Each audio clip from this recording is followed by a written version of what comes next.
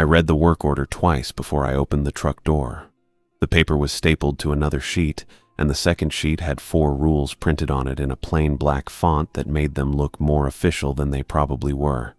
The first rule said not to open the basement chest freezer. The second said not to unplug it. The third said that if it stopped humming, I was supposed to leave the house and call the number on the sheet instead of calling 911. The fourth said the freezer had to stay in the house, no matter what else I removed. I read the last one again because it seemed less like a safety rule and more like a condition of employment. Outside, the morning was cool and bright, with a thin wind moving across the fields behind the ranch. April had started warming up in Wichita, but the dirt road still held the night's cold, and every time another truck passed somewhere in the distance, a little dust lifted and hung over the grass. I folded the rules and put them in my shirt pocket. Then I picked up my phone and called my mother. She answered after a few rings. Her voice sounded tired, although she tried to make it sound ordinary. Did you eat anything today? I'm eating now. That's not what I asked. I had something before I left. What was it? I looked at the work order on the steering wheel. A granola bar. There was a pause on the other end. I could picture her lying in the hospital bed with the phone held against her ear. Honey, that's not much. It's enough for now. You have to work all day? Most of it. And they're paying you today? Cash when I'm done. I looked out through the windshield at the gray-sided ranch house. It was a long, low building with dark windows and a front door that looked like it hadn't been opened in a while. $14 an hour. That's good. It'll cover groceries and the minimum payment if I finish the assignment. The hospital can wait one more day, she said too quickly. Kelly. I'm fine. You're in the hospital. I said I'm fine. Don't worry about me while you're working. I rested my forehead against the steering wheel for a moment. The vinyl smelled like dust and old coffee, and the truck's heater was still blowing warm air over my knees. I'll call you later, I said. You'd better eat something else first. I will. And Jace? Yeah? Be careful. I will. She stayed quiet for another second, like there was something else she wanted to say but didn't. Then she told me she loved me, and I told her I loved her too before ending the call. I put the phone in the cup holder and looked at the house again. The contractor's logo was printed on the door of the truck, although the corner was peeling away from the metal. I had only been doing clear-outs for a few weeks, but I already knew what the inside would smell like. Old carpet, stale air, mouse droppings, sometimes spoiled food in the refrigerator if the power had been shut off. This house was supposed to be empty. A dark pickup came up the road and stopped behind me. Elijah climbed out, shutting the door with one hand. He wore his contractor jacket and a ball cap pulled low over his iron-gray hair. His boots were covered in dried mud, and there was a small scar running through his left eyebrow that I had noticed the first time we met. He walked up to the truck without saying good morning. Read the rules again. I took the folded sheet from my pocket. Out loud, he said. I read them. The wind kept catching the paper, and I had to hold it against the steering wheel to keep it flat. Elijah stood beside the open truck door and listened without looking at me. When I finished, he held out his hand. Repeat the last one. The freezer stays in the house. Again. The freezer stays in the house. He nodded once. You do not open it. I understand. You do not unplug it. I understand. If it stops humming, you leave and call the number on the sheet. Not 911. I understand. And the freezer stays in the house. I said I understand. His eyes settled on me then. Say it. I looked past him at the front door. The freezer stays in the house. That is the job. He took the sheet from me and tapped it against his palm. I expected him to explain why the rules were there, but he looked toward the ranch instead. The last cleaner quit here, he said. Same afternoon he started. What happened? He quit. I waited, but Elijah didn't add anything. Did he say why? He moved to Colorado. That afternoon? Not that afternoon. He left Kansas that week. Elijah turned the sheet over and back again. The bank's been paying the electric bill on this place for 6 years. I looked at the house. For an empty house? To keep one appliance running. The freezer. The freezer. I glanced toward the basement windows, though they were too small and dirty to show anything inside. Why?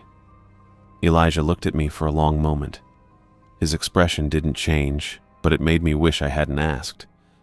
"That is the job," he said. He took a ring of keys from his jacket and walked to the front door. The lock stuck before turning, and he had to lean his weight into it. When it finally opened, a cold, dusty smell came out of the house. Elijah handed me the keys and the work order. "I'll be back at 5. What if you're late?" "I'll be back at 5. He stepped inside far enough to look toward the hallway, then moved out of my way. I followed him over the threshold. The house was dim even with the morning light coming through the windows. There were pieces of furniture left in most of the rooms, but not enough to make the place feel lived in.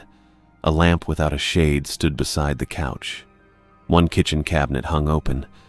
The carpet in the hallway was flattened into a dark path from years of people walking through the same spots. Elijah pointed at the truck. "Load what you can." "What about the freezer?" "You leave it." "I know." He looked at me again. "The freezer stays in the house," I said. He went back outside and climbed into his pickup. A few seconds later, the engine started and he drove away down the dirt road toward the last gas station near Wichita. I watched until the truck became a dark shape in the dust, then closed the front door behind me. The first floor took longer than I expected. Most clearouts were supposed to be simple, but people left more behind when they lost a house. There were things they couldn't carry, things they thought they would come back for, and things they probably forgot until it was too late. In the living room, I dragged a toolbox away from the wall and found a layer of dust underneath it. The box was empty except for 2 bent nails. I carried it outside anyway because the work order said the first floor had to be cleared. The kitchen floor had warped in long ridges near the sink. I knelt down and worked a pry bar underneath one corner of the linoleum. It came up with a soft ripping sound, taking pieces of the thin wood beneath it. The glue had dried into yellow strings that stretched and snapped as I pulled. I rolled the linoleum toward the back door and left it beside the truck. After that, I went through the kitchen cabinets, putting old dishes and broken plastic containers into trash bags. A few envelopes were still scattered across the counter, all addressed to the family who had owned the house. The mail was mostly bills. There were also 2 letters from an insurance company and a grocery store advertisement folded around itself. I put everything into a separate bag so the bank could decide what to do with it. I didn't read the names for long, although I saw the same last name repeated across the envelopes.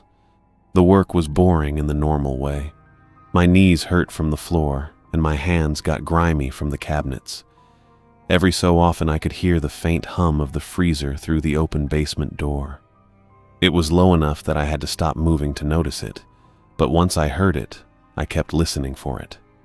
Around noon, I found the mattress in one of the bedrooms. It had been pushed against the wall beneath a window, and the blankets were still tangled across it. When I pulled one corner loose, a nest of shredded cloth and brown grass fell onto the floor. Another nest had been built inside the mattress itself. Mice had torn through the fabric and packed the opening with paper and insulation. I dragged the mattress through the hallway and out the front door. It caught on the frame, and I had to pull harder until the springs complained underneath the fabric. The springs complained again when I pulled the mattress through the doorway, and then the whole thing came loose at once. I stumbled backward into the porch, dragging it after me until one corner dropped onto the boards. I left it beside the other things and went back inside. The kitchen looked different with the cabinets emptied. Dusty rectangles showed where boxes and dishes had been sitting, and the counter had a pale line running across it from the old envelopes. I wiped the worst of the dirt into my hand and dropped it into a trash bag. There was still a lot to do. I worked through the cabinets, then the pantry, then the small space beside the refrigerator where someone had left a stack of newspapers and a broken broom. The newspapers fell apart when I picked them up, leaving gray flakes all over the floor. The refrigerator was unplugged, but the door had been left open. A few magnets still clung to the front, holding up drawings made by children. Most of them were done in crayon on thin white paper, with houses that had square windows and people standing beside them with their arms stretched out. One drawing showed a yellow sun in the corner and 3 crooked figures below it. Another had a dog that was almost as big as the house. The names had been written across the bottoms in uneven letters, but I didn't stop long enough to read them. I put the drawings in the separate bag with the mail. The paper was soft around the edges, and one of the magnets stayed attached to a corner until I pulled it free. The basement door stood open beside the kitchen. I had been leaving it that way so I could hear the freezer, although I kept finding reasons to work on the other side of the room. When I carried the broken broom toward the back door, I noticed something taped to the wall beside the frame. It was a square of lined notebook paper, folded once and held there with a strip of yellowing tape. The writing was done in dark pencil. It was larger and less even than the type on the work order. The freezer must remain bolted from the inside. I read it twice. The first time I thought I had misunderstood the sentence. The second time I understood it well enough that I wished I hadn't. I looked down into the basement from the doorway. The stairs went straight down along the wall, and a single bare bulb hung over the bottom step. Its light reached only part way across the room. The freezer sat beneath it, white paint gone gray around the edges. I could hear the motor humming. The lid was closed. A padlock hung from the front, though I couldn't see how it had been attached from where I stood. The metal bracket ran through the lid and disappeared into the side of the freezer. It looked like the lock had been put on from the inside, which didn't make sense, but neither did the note. I stayed at the top of the stairs for a while. The basement smelled damp, like dirt under an old house. There was no movement down there, and nothing else in the room seemed unusual. The bulb swayed slightly, although I couldn't feel any air moving against me. I went back to the kitchen and picked up the work order. The 4 rules were still where I had left them, folded along the same creases. I went over all 4 rules again, from the warning about opening the freezer to the requirement that it stay in the house. Then I read them a second time. The handwritten warning made the printed rules seem less complete. It was one thing to be told not to open something. It was another thing to find out that somebody had taken the time to secure it from the inside. I put the paper back in my pocket and carried another bag outside. By then, the sun had moved across the front of the house, and the shadows from the roof reached almost to the truck. I loaded the bag into the back with the other trash and furniture, then stood there, thinking about calling the number on the sheet. Elijah was supposed to return at 5. The number was for problems with the freezer, and this seemed like the kind of problem they had meant. I thought about my mother lying in the hospital and the cash waiting for me at the end of the assignment. The payment would cover the minimum on her bills and maybe some groceries. If I left before the work was done, I didn't know if I would still get anything, so I went back inside. The afternoon passed without anything else happening. I carried out a sagging armchair, 2 lamps, a small table with 1 leg missing, and several boxes filled with clothes that smelled like dust. I pulled nails from the hallway walls and scraped old tape from the baseboards. Every time I crossed the kitchen, I looked toward the basement door. The freezer kept humming. I started to hear it even when I was outside. Once, while I was carrying a box through the front room, the sound seemed to stop. I stood there with the box against my chest until it started again. I didn't go downstairs. The truck filled up slowly. I put the larger things in first and packed the loose bags around them, fitting everything together the way Elijah had shown me.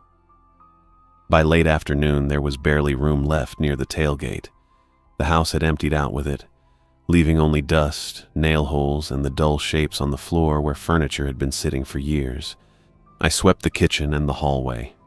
The broom left thin lines through the dirt, and I kept having to go back over the same spots because the floor was uneven.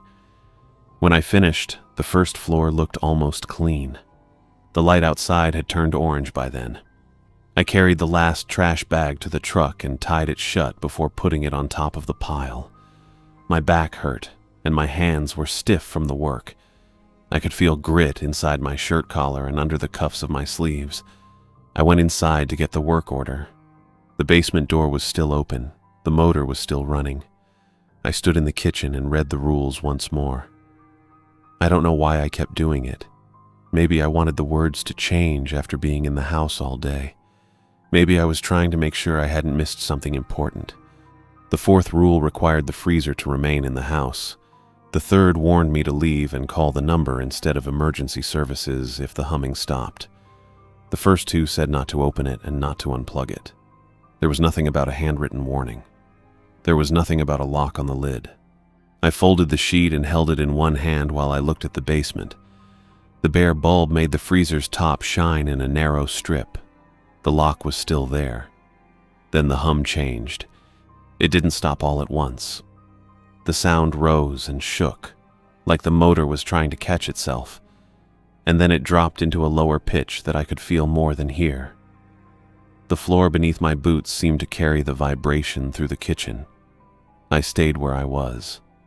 The sound stuttered again. It became uneven, with a pause between each rough turn of the motor. I didn't touch the lid. I didn't step down into the basement. I put the work order in my pocket and started toward the stairs. The number was printed near the bottom of the sheet, beneath the rules. I took out my phone as I went, unlocking it with my thumb while keeping my eyes on the basement. The first step creaked under my boot. I reached the second step and heard the motor drop again. The sound was lower now, and the pause afterward lasted long enough for me to wonder if it had stopped completely. I was turning toward the number on the sheet when the back door banged open behind me. I stopped on the basement stairs. A man came through the rear door carrying a ring of old brass keys. He was tall and thin, with hollow cheeks and dark hair that looked like it had been cut with a dull pair of scissors. Sweat ran down the side of his face even though the house was cold. "Is it still cold?" he asked. I stayed on the stairs. "Who are you?" He looked past me toward the basement.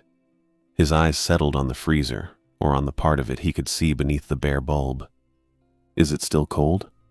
The keys knocked together in his hand as he moved toward me. They were the kind that belonged to an older house, long and yellowed, with teeth worn smooth from years of use. One of them had a strip of blue tape around the top. I stepped down from the second stair and stood in front of the basement doorway. The man stopped a few feet away. "Move." "No." His eyes came back to me. They were gray-green, set deep in a face that looked tired and angry at the same time. His brown jacket was filthy around the collar and sleeves, and the fabric had gone shiny where his arms rubbed against his sides. "You don't know what's behind that door," he said.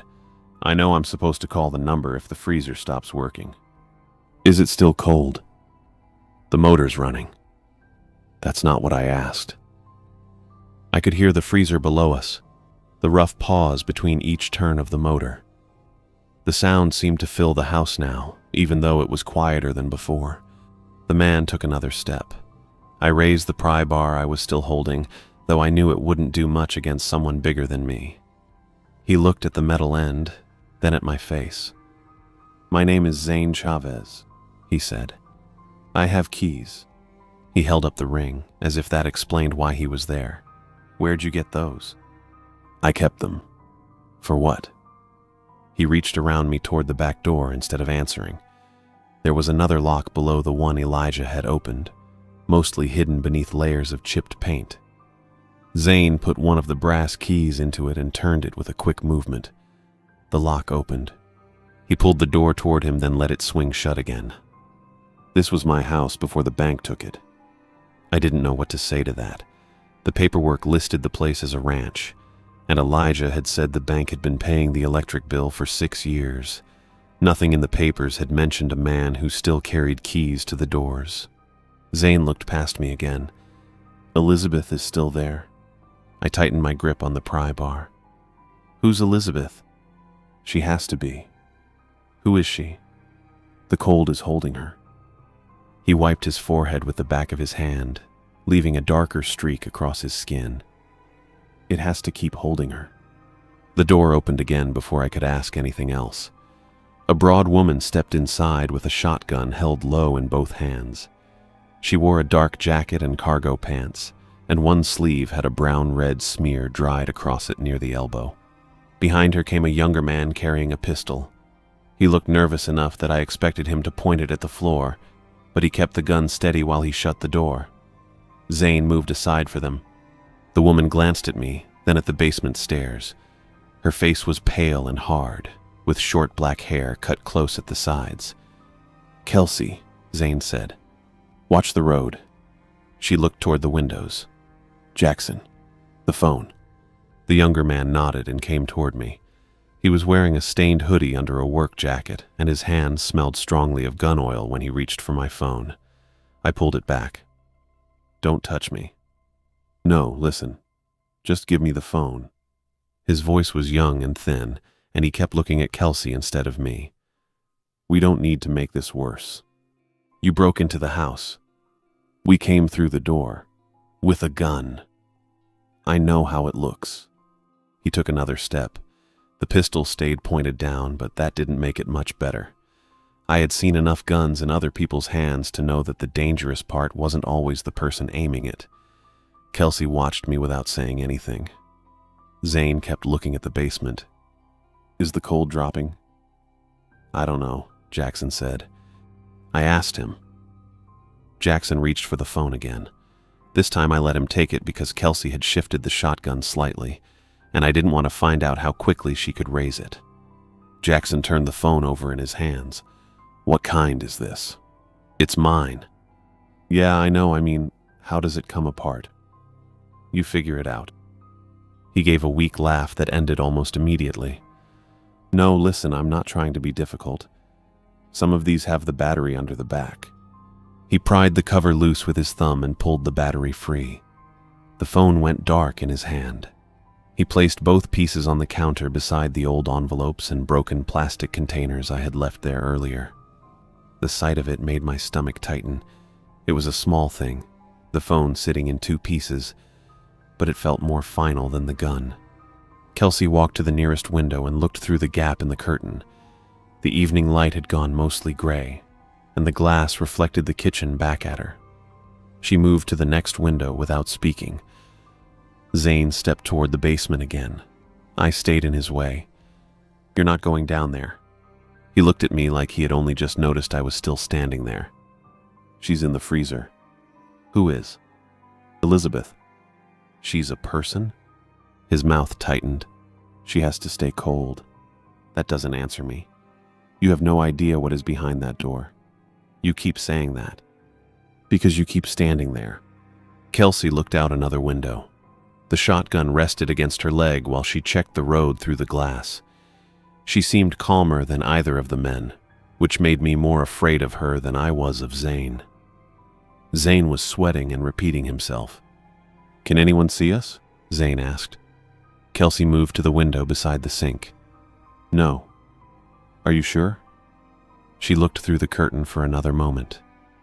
"The road is clear. No neighbors have a line on the house." "Good," Zane said, though he didn't sound relieved. Jackson disappeared into the living room with the pistol held close to his chest. I could hear him opening doors and moving things around. He checked the dining room, then the hallway, then the front room where I had dragged the mattress earlier. The floor creaked under his boots as he went. "Anyone else here?" "No." "Any phone?" "There's one in the kitchen." He came back and looked at the wall phone beside the refrigerator. Its cord had been cut close to the base. Jackson picked up the receiver anyway and listened. "It's dead," he said. "I told you." He set it down and looked toward the basement stairs. "There's nobody else." Kelsey continued along the windows, checking each one facing the road. She moved without rushing or wasting movement. The blood on her sleeve had dried dark and stiff. I could smell it now beneath the sharp chemical smell coming off Jackson's hands. Zane pushed against my shoulder. I moved back half a step, then caught myself on the doorframe. "Don't. She has to stay there. You're not taking me downstairs." I'm not taking you anywhere." The words came out too quickly. Zane looked toward Kelsey, then toward Jackson. Jackson came closer. "We just need you out of the way." "I'm leaving." "That's not what I mean. I'm going home." Kelsey turned from the window. "Put him in the chair." Jackson looked at her. "Now?" "Now." I backed into the kitchen. The chair was the one I had been using when I sorted the mail and pulled the labels off the cabinets. Its legs scraped across the floor when I tried to move around it. Jackson caught my arm. I pulled free once, but he grabbed me again with both hands. He was stronger than he looked, and the pistol disappeared into his jacket pocket while he wrestled me toward the chair. "Wait," he said. "Just sit down." "No, listen. If you sit down, this goes easier." "I'm not sitting down." "You are." Kelsey stayed near the window with the shotgun. "Don't make me repeat it." Jackson shoved me into the chair. My knee struck the underside of the table and the pain went up through my leg. He pulled my wrists behind the backrest and wrapped a plastic tie around them. The first one pinched immediately. He tightened it, then added another around my ankles, pulling my boots against the chair legs. I looked at the phone on the counter. The battery was still beside it. It might as well have been outside in the truck. Jackson stood and checked the ties with his fingers. "There. You can sit still." Kelsey looked through the window toward the dark road. "The bank sent a young cleaner. You can sit still and drive home tonight if you don't interfere." I stared at her. The plastic tie around my wrists pulled against the chair whenever I moved, and the edge of the backrest pressed into my spine. "What does that mean?" I asked. Kelsey kept watching the road through the window. "You can sit there and drive home tonight, or you can make this harder." The motor stopped. I know. The house felt different without it. All day the freezer had been a low sound under everything else, something I could hear through the floorboards and the walls. Now there was only the refrigerator door knocking softly against its frame whenever the wind pushed at the back of the house. Zane walked from the kitchen to the stairwell and back again. He kept rubbing his hands together, although they looked dry and cracked. Every few steps he glanced toward the open basement door. "She went in on the coldest night," he said. I looked at him. "Who did?" "Elizabeth." He said the name like it was something fragile, or something he expected the house to hear. Jackson stood beside the stairwell with the pistol tucked against his side. He watched Zane instead of me. "Your sister?" I asked. Zane nodded once. "She went in alive." "What does that mean?" "She was alive when she went in." He turned toward the basement, then stopped himself before taking another step. The cold was already there, colder than ever. Coldest night we'd had. 6 years ago, Jackson said quietly. Zane looked at him. Jackson lifted one hand, then let it fall again. 6 years, Zane repeated. The second winter after our parents died. He started pacing again. His boots made a soft, dragging sound over the kitchen floor, passing the counter where my phone lay in 2 pieces. The battery was next to them. I kept looking at that instead of the gun. "What happened to her?" I asked. "She went down there." "Why?" Zane stopped beside the basement door. "She knew." "That doesn't answer me." "She knew what was behind it."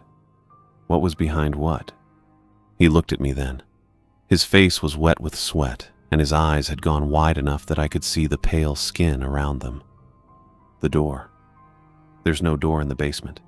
"There is." He pointed down the stairs. "You just can't see all of it." Jackson shifted his weight. "No, listen, it's not like a regular door." Kelsey glanced back from the window. "Jackson." "I'm just telling him." He looked toward me, speaking faster now that he had started. "He's going to find out anyway. The freezer isn't just a freezer. It's where the door is, or the hinge, I mean. It's a hinge, not a box." Zane turned on him. "Stop talking." "She went in herself," Jackson continued. "She pulled the lid shut. Nobody pushed her. Nobody held her down." "Jackson." She knew it was the only way to keep it closed. Zane crossed the kitchen in 2 steps and struck him across the face. The sound was sharp in the quiet house. Jackson's head turned with the blow and he caught himself against the wall beside the stairs. Kelsey didn't move from the window. Zane stood over him with one hand still raised. "Don't." Jackson pressed his fingers to his cheek. He looked more surprised than hurt, although a red mark was already showing beneath his eye. I had been expecting someone to explain all of this in a way that made sense. I had been expecting a hidden room, maybe a bad story about a person who had frozen to death and a family that couldn't let go of her. That would have been awful, but it would have been something I understood. Instead, Zane kept talking about a door that wasn't there. "What happened to your parents?" I asked. "They died." "I know that. You said this was the second winter after they died. The house was theirs." He looked toward the ceiling, as though the answer might be written above us. "They kept the power on. They knew what the cold was doing." "Then why did the bank take the house?" "They couldn't keep paying." "The bank took it but kept paying the electric bill?" Zane nodded. "The freezer had to stay on." "Why would a bank care about your freezer?" He looked back at the basement. "The freezer holds a door closed. The cold keeps the door closed." The words were plain enough, but they didn't become more reasonable when he said them. I tried to shift in the chair. The tie around my wrists cut deeper into my skin. "What happens if it warms up?"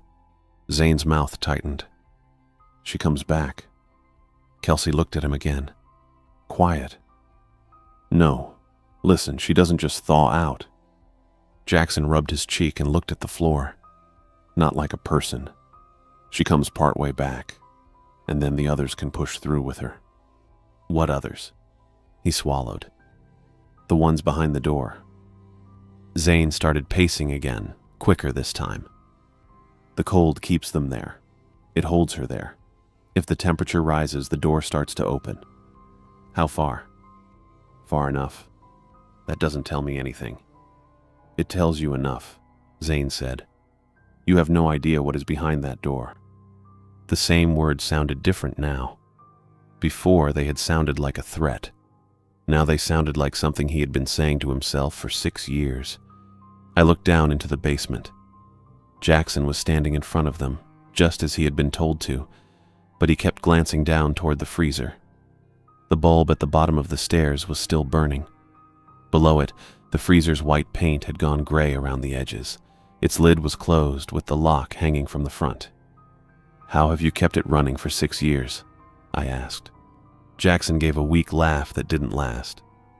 "Moving it." "Moving what?" "The freezer." "You moved that thing?" "Not this one." He nodded toward the basement. "The replacement. We've got another one." Zane stopped pacing. "Don't tell him. He already knows there's another one." "I know there's a freezer," I said. "I don't know why you'd move it." "Whenever the house went into foreclosure or the power got shut off, we'd move her. New property, new bill, new freezer." Jackson spoke quickly, as if getting the words out before Zane could stop him. "Sometimes it was a ranch, sometimes an empty place outside of town. We hauled it through Kansas over into the neighboring states when we had to. 6 years of doing that." "With a woman inside it?" Jackson looked at the basement. "With Elizabeth inside it." Zane wiped both hands over his face. "The cold has to stay around her." "And you've been doing this the whole time?" "We kept the door closed," Zane said. "That's not the same thing." "It is. It sounds like you're moving a freezer around because your family won't let someone die." Zane looked at me with such sudden anger that I stopped speaking. "She didn't die," he said. "She got kept." The room stayed quiet after that. Jackson lowered his hand from his cheek. Kelsey continued looking through the window toward the dark road. "What happens if you stop?" I asked. Zane looked down the stairwell again. "The door swings." "You said the freezer had to stay in the house. What happens when this house loses power?" "It already did," Jackson said. Zane turned on him. "How long?" Jackson looked at the freezer. I don't know. How long? I don't know, Zane. You were watching it. I was watching the road. You were supposed to watch the cold. Jackson took one step away from the stairs. I can't watch a temperature with my eyes. Zane grabbed the front of his jacket. Jackson's hands came up between them, but he didn't try to push Zane away. The door is swinging, Zane said. It isn't open. It's moving. Then get the other freezer. Zane released him. Jackson straightened his jacket and looked at me instead of either of them. Only blood relatives can handle the cold shard, he said. I didn't understand what he meant until Zane looked down the stairs. There's a shard inside, Jackson went on. That's what keeps the door shut. It's small. You can hold it if you're family. Zane turned toward him slowly. Your family. Jackson's face changed. I didn't say I was. You said you were my nephew. I was trying to get the job. You let the door swing. I didn't know what it was going to do. Zane backhanded him again. Jackson hit the wall with his shoulder and made a small sound through his teeth. The pistol slipped from inside his jacket and landed on the floor near the stairs. Kelsey finally turned from the window. Enough. Zane looked at her. She pointed at the back door with the shotgun. Bring the replacement freezer from the trailer.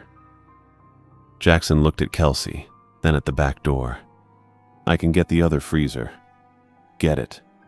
He picked up the pistol from the floor and tucked it into his jacket before going outside. The door shut behind him, and the kitchen went quiet, except for the chair scraping whenever I shifted against it. Kelsey kept the shotgun pointed toward the windows. She stood beside the sink and watched the road through a narrow opening in the curtain. Zane stayed near the basement stairs, rubbing his hands together and looking down at the freezer. I had both wrists tied behind the chair, and another plastic tie held my ankles to the front legs. The screw on the right side of the chair had been loose before Jackson shoved me into it. I could feel the backrest move a little whenever I leaned to one side. The edge of the tie around my wrist was sharp enough to use. I twisted my hand until I could reach the screw with it, then started working the plastic against the slot. It didn't turn right away. The chair creaked, and Kelsey looked over her shoulder. What are you doing? Nothing. Keep your hands still. I stopped for a few seconds, then started again when she turned back toward the window. The plastic edge slipped out of the screw twice. On the third try, the screw moved. It was a small movement, but I felt it through the wood. Zane glanced at me. Don't. I'm just sitting here. You're not just sitting there. Kelsey looked at the road. Let him. Zane turned toward her. He can't interfere. He's tied to the chair. He can still watch the road.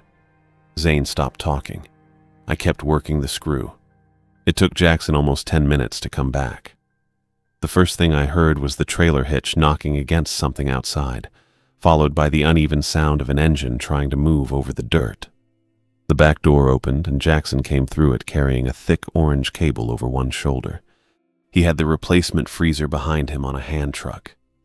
It was the same dull white as the one in the basement, although the paint on this one was newer and the corners had fewer dents.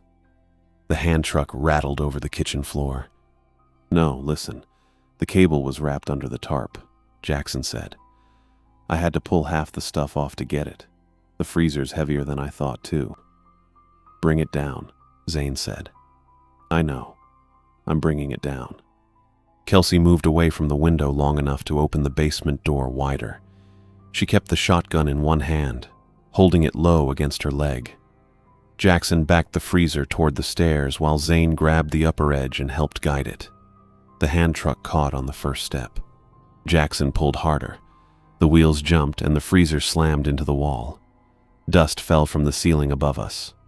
Wait, Jackson said. That isn't going to work. Zane looked at him. Bring it down. The hand truck won't fit. We need to lift it. Then lift it. Jackson gave a weak laugh that ended when Kelsey raised the shotgun a little. He set the hand truck aside and got both hands under the freezer. Zane took the other end. Together they carried it down the stairs, stopping twice to adjust their grips. The orange cable dragged behind them and caught around one of the chair legs. I felt the chair pull sideways. "Watch the cable," Jackson said. "No, listen, if it gets pinched under the freezer, we'll have to move the whole thing again." Kelsey reached down and pulled it free with the toe of her boot. "Keep moving." They set the replacement beside the original. There wasn't much room between the freezer and the wall, so Jackson turned it until the two machines sat almost parallel, their lids facing the narrow space between them. Zane crouched beside the wall outlet. The old plug from the first freezer was still connected, although the cable ran through a crack in the plaster and disappeared behind the shelves. Jackson handed him the extension cable. "There's only one outlet," Jackson said. "I checked the other side. The backroom breaker's dead." Zane plugged in the extension cable and ran it up to the replacement. He pressed the connection together with both hands, then looked at the original freezer. The motor hadn't stopped, but its sound had gotten weaker. It came in rough little bursts that seemed farther apart than before. Kelsey watched the windows from the top of the stairs. "How long?" "I don't know," Zane said. "How long?" "It was cold when we left." "That isn't what I asked." Jackson hit the switch on the replacement freezer. Nothing happened for a second. Then the motor started with a hard mechanical jerk, loud enough that I felt it through the chair upstairs. Zane looked at the freezer. "Good." Jackson shut the lid and checked the cable again. "It's running. That's good, right? Keep it open." "What?" "Open it." Jackson lifted the lid. A thin cloud of white vapor spilled over the edge and fell toward the floor. The original freezer gave one last uneven shudder. Its motor dropped into a low hum, rose again, and then stopped completely. I could hear the new freezer running below us, but it sounded too far away to matter. Zane stood between the two machines. He looked at the original lid, then at the padlock hanging from the front. Kelsey came down 3 steps. "Open it." Zane didn't move. "Open the freezer. It isn't cold enough yet. Open it, before she warms." He looked toward the top of the stairs. "Elijah could be here." "Elijah isn't here." "He could be." "Then move faster." Zane reached into his jacket and pulled out the ring of brass keys. His hands shook as he searched through them. The blue tape around one key had gone dirty at the edges. Jackson stayed beside the replacement freezer. "Do you need me to—" "Stay there. I was just asking. Stay there." Zane put the key into the padlock. It took him 2 attempts to get it seated. When he finally turned it, the lock opened with a dull click. He left it hanging from the bracket. I was still upstairs in the chair, but the new freezer was running and the old one wasn't. The cold from the basement had already started to change. It wasn't warmer exactly. It just felt less fixed, like something that had been held in place was beginning to loosen. Zane looked at me. "You watch." I didn't answer. "You watch what happens." "What happens if I don't?" "You already know what happens if the cold fails." "I know what you told me." "It affects you too." He stepped closer to the stairs. "If she warms, if the door moves, you're here with us. You don't get to stand outside it. That's why you want me watching? That's why you watch." Kelsey came up behind me and grabbed the back of the chair. Jackson came up the stairs on the other side.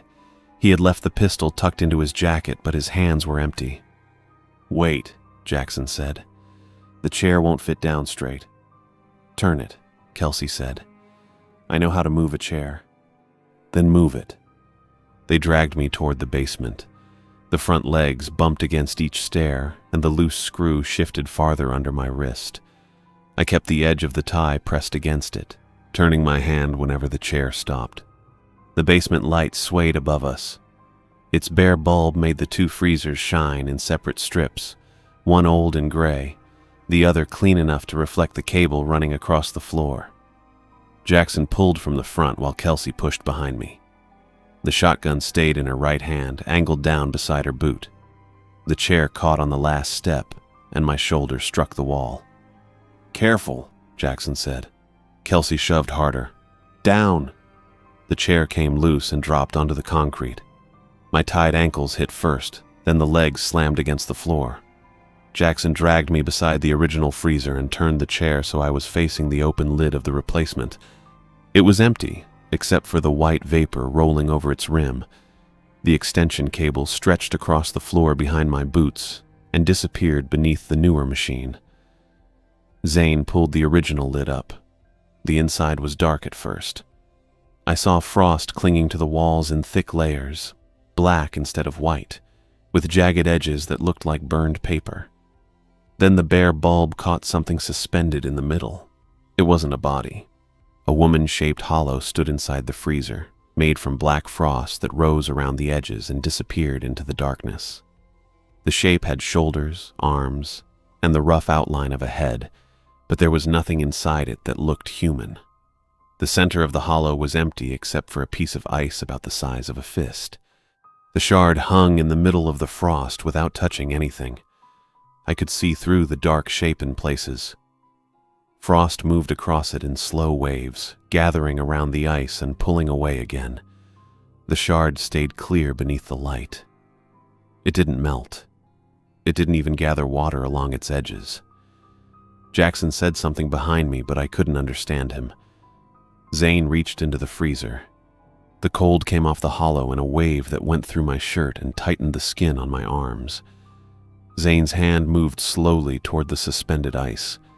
His fingers were spread, ready to close around it. The shard began to rise toward his hand. It moved toward Zane's hand, then stopped just short of his fingers. The black frost around it pulled inward, making the woman-shaped hollow look thinner than it had a moment before. The shoulders collapsed first, followed by the outline of the head. Zane kept his hand in the freezer. "It's part of her," he said. "The part that still belongs on this side." I looked from the shard to the dark shape around it. What does that mean? It means the cold is closing the door. It isn't imprisoning her. She's inside the freezer. She's behind it. His fingers shook as he held them near the ice. The cold keeps the door shut. It keeps her from coming through. Who's coming through? Zane glanced toward the basement doorway. The others. The shard pulsed once. A thin crack ran through the frost along the nearest wall, then sealed itself again. I tugged at the plastic tie around my wrists, though the chair left me nowhere to go. The chair stayed beside the open freezers, and the replacement continued running behind my shoulder. "If the shard stays exposed, the others behind her will push through," Zane said. "The door opens a little at a time. They find the space." "What space?" "The house." He looked at me then. "They'll enter the house." Jackson stood on the other side of the freezers, keeping his hands clear of the frost. His attention stayed on the shard, but he kept glancing at the stairs. "That's why we move her before the power gets shut off." "You said you could carry it," I said. "I said I could move the freezer."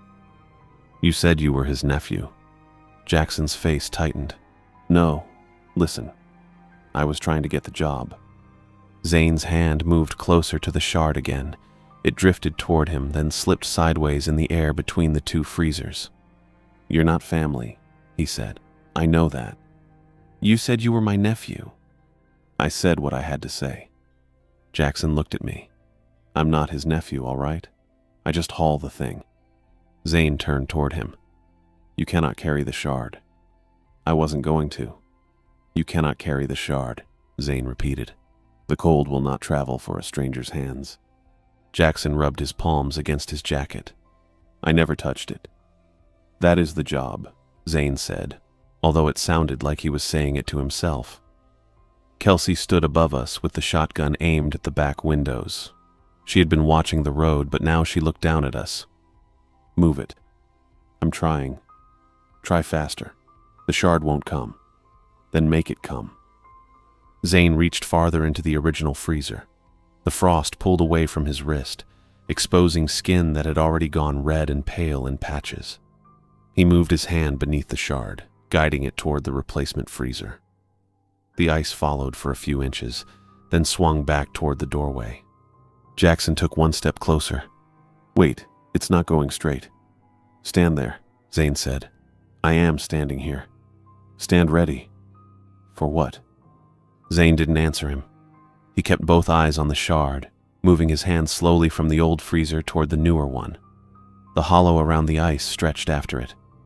Black frost peeled from the walls in long strips, and the air above the open lid filled with white vapor. Kelsey checked the road through the kitchen window. The road is still clear. How long? Zane asked. I don't know. How long? She turned her head slightly. Move the replacement before the house goes visible. That was when both phones on the kitchen counter began to buzz. The sound reached us from above in short, hard bursts. One phone buzzed, stopped, and started again. The other joined it a second later, rattling against the counter beside the dead phone I had arrived with. Jackson looked up. No. Kelsey raised the shotgun toward the basement, then remembered the road and turned back. Answer it.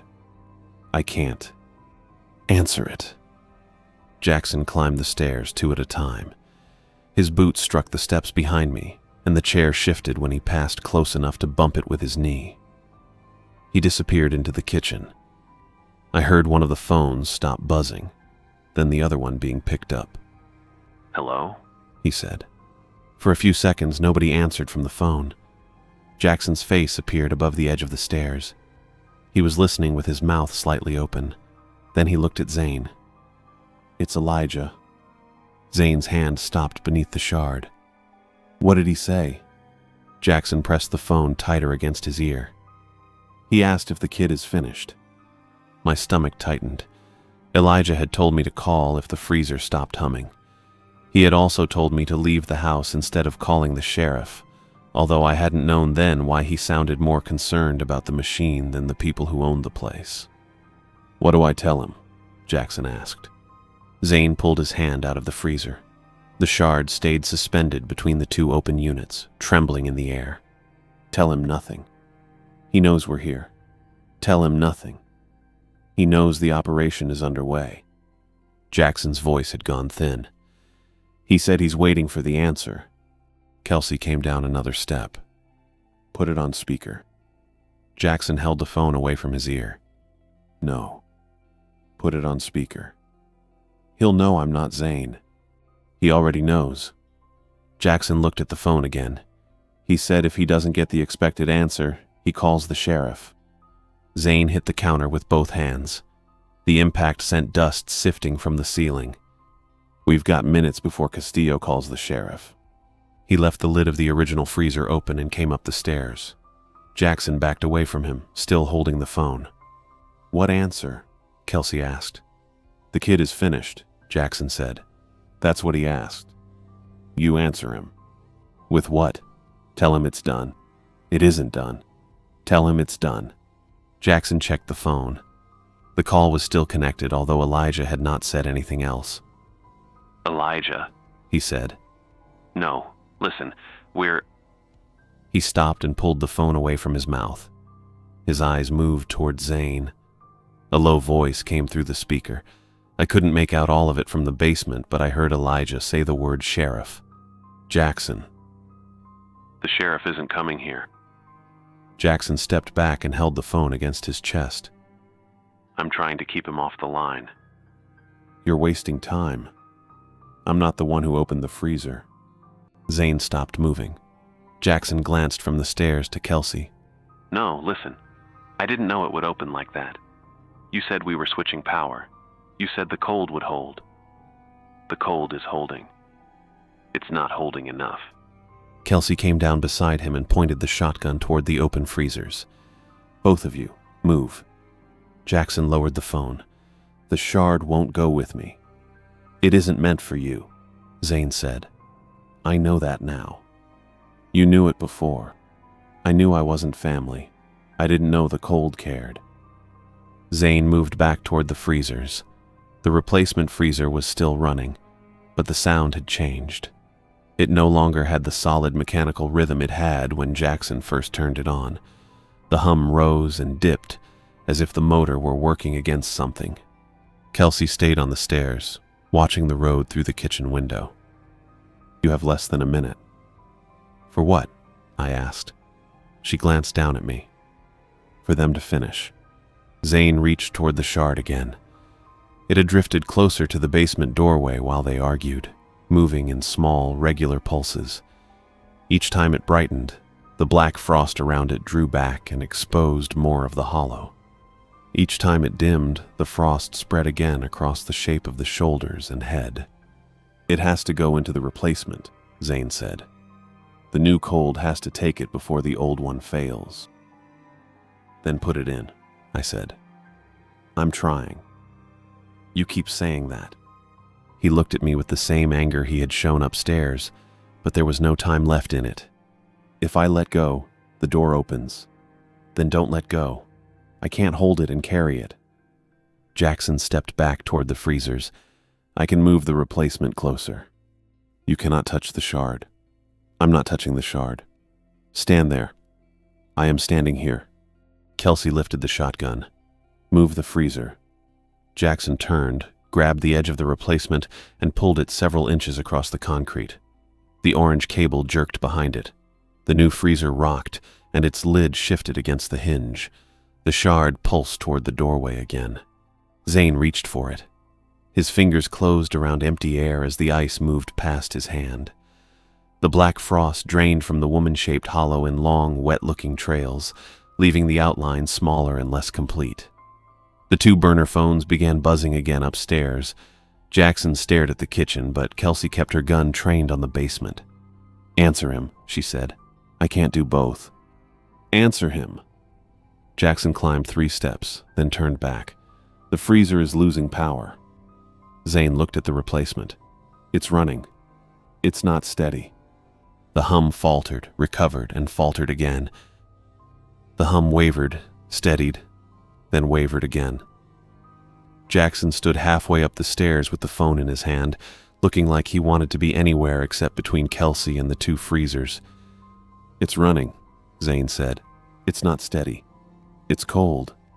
That isn't the same thing. Zane turned toward him. The shard moved between the open freezers, brightening and dimming as it drifted in the air. The black frost around it had pulled back so far that the shape inside the older freezer barely looked like a woman anymore. It was mostly a hollow now, with the ice hanging in the middle. You have to hold it, Zane said. You have to keep it there. I can't hold it. Then get closer. I'm not bloodkin, Zane. You said it yourself. Zane met his eyes, and for a moment neither of them said anything. Kelsey kept the shotgun aimed at the freezers while watching the windows above us. You let me take the job, Jackson said. You told me it was just moving a freezer. You told me the power was the hard part. The power is the hard part. No, listen, the cold is moving. The whole thing is moving. It moves when you lose control. I never had control. Zane stepped toward him. You said you could do it. I said I could move it. You said you were family. I said I was your nephew because you asked if I was. You said it. I was trying to get the job. Kelsey raised the shotgun a little. Enough. They both looked at her.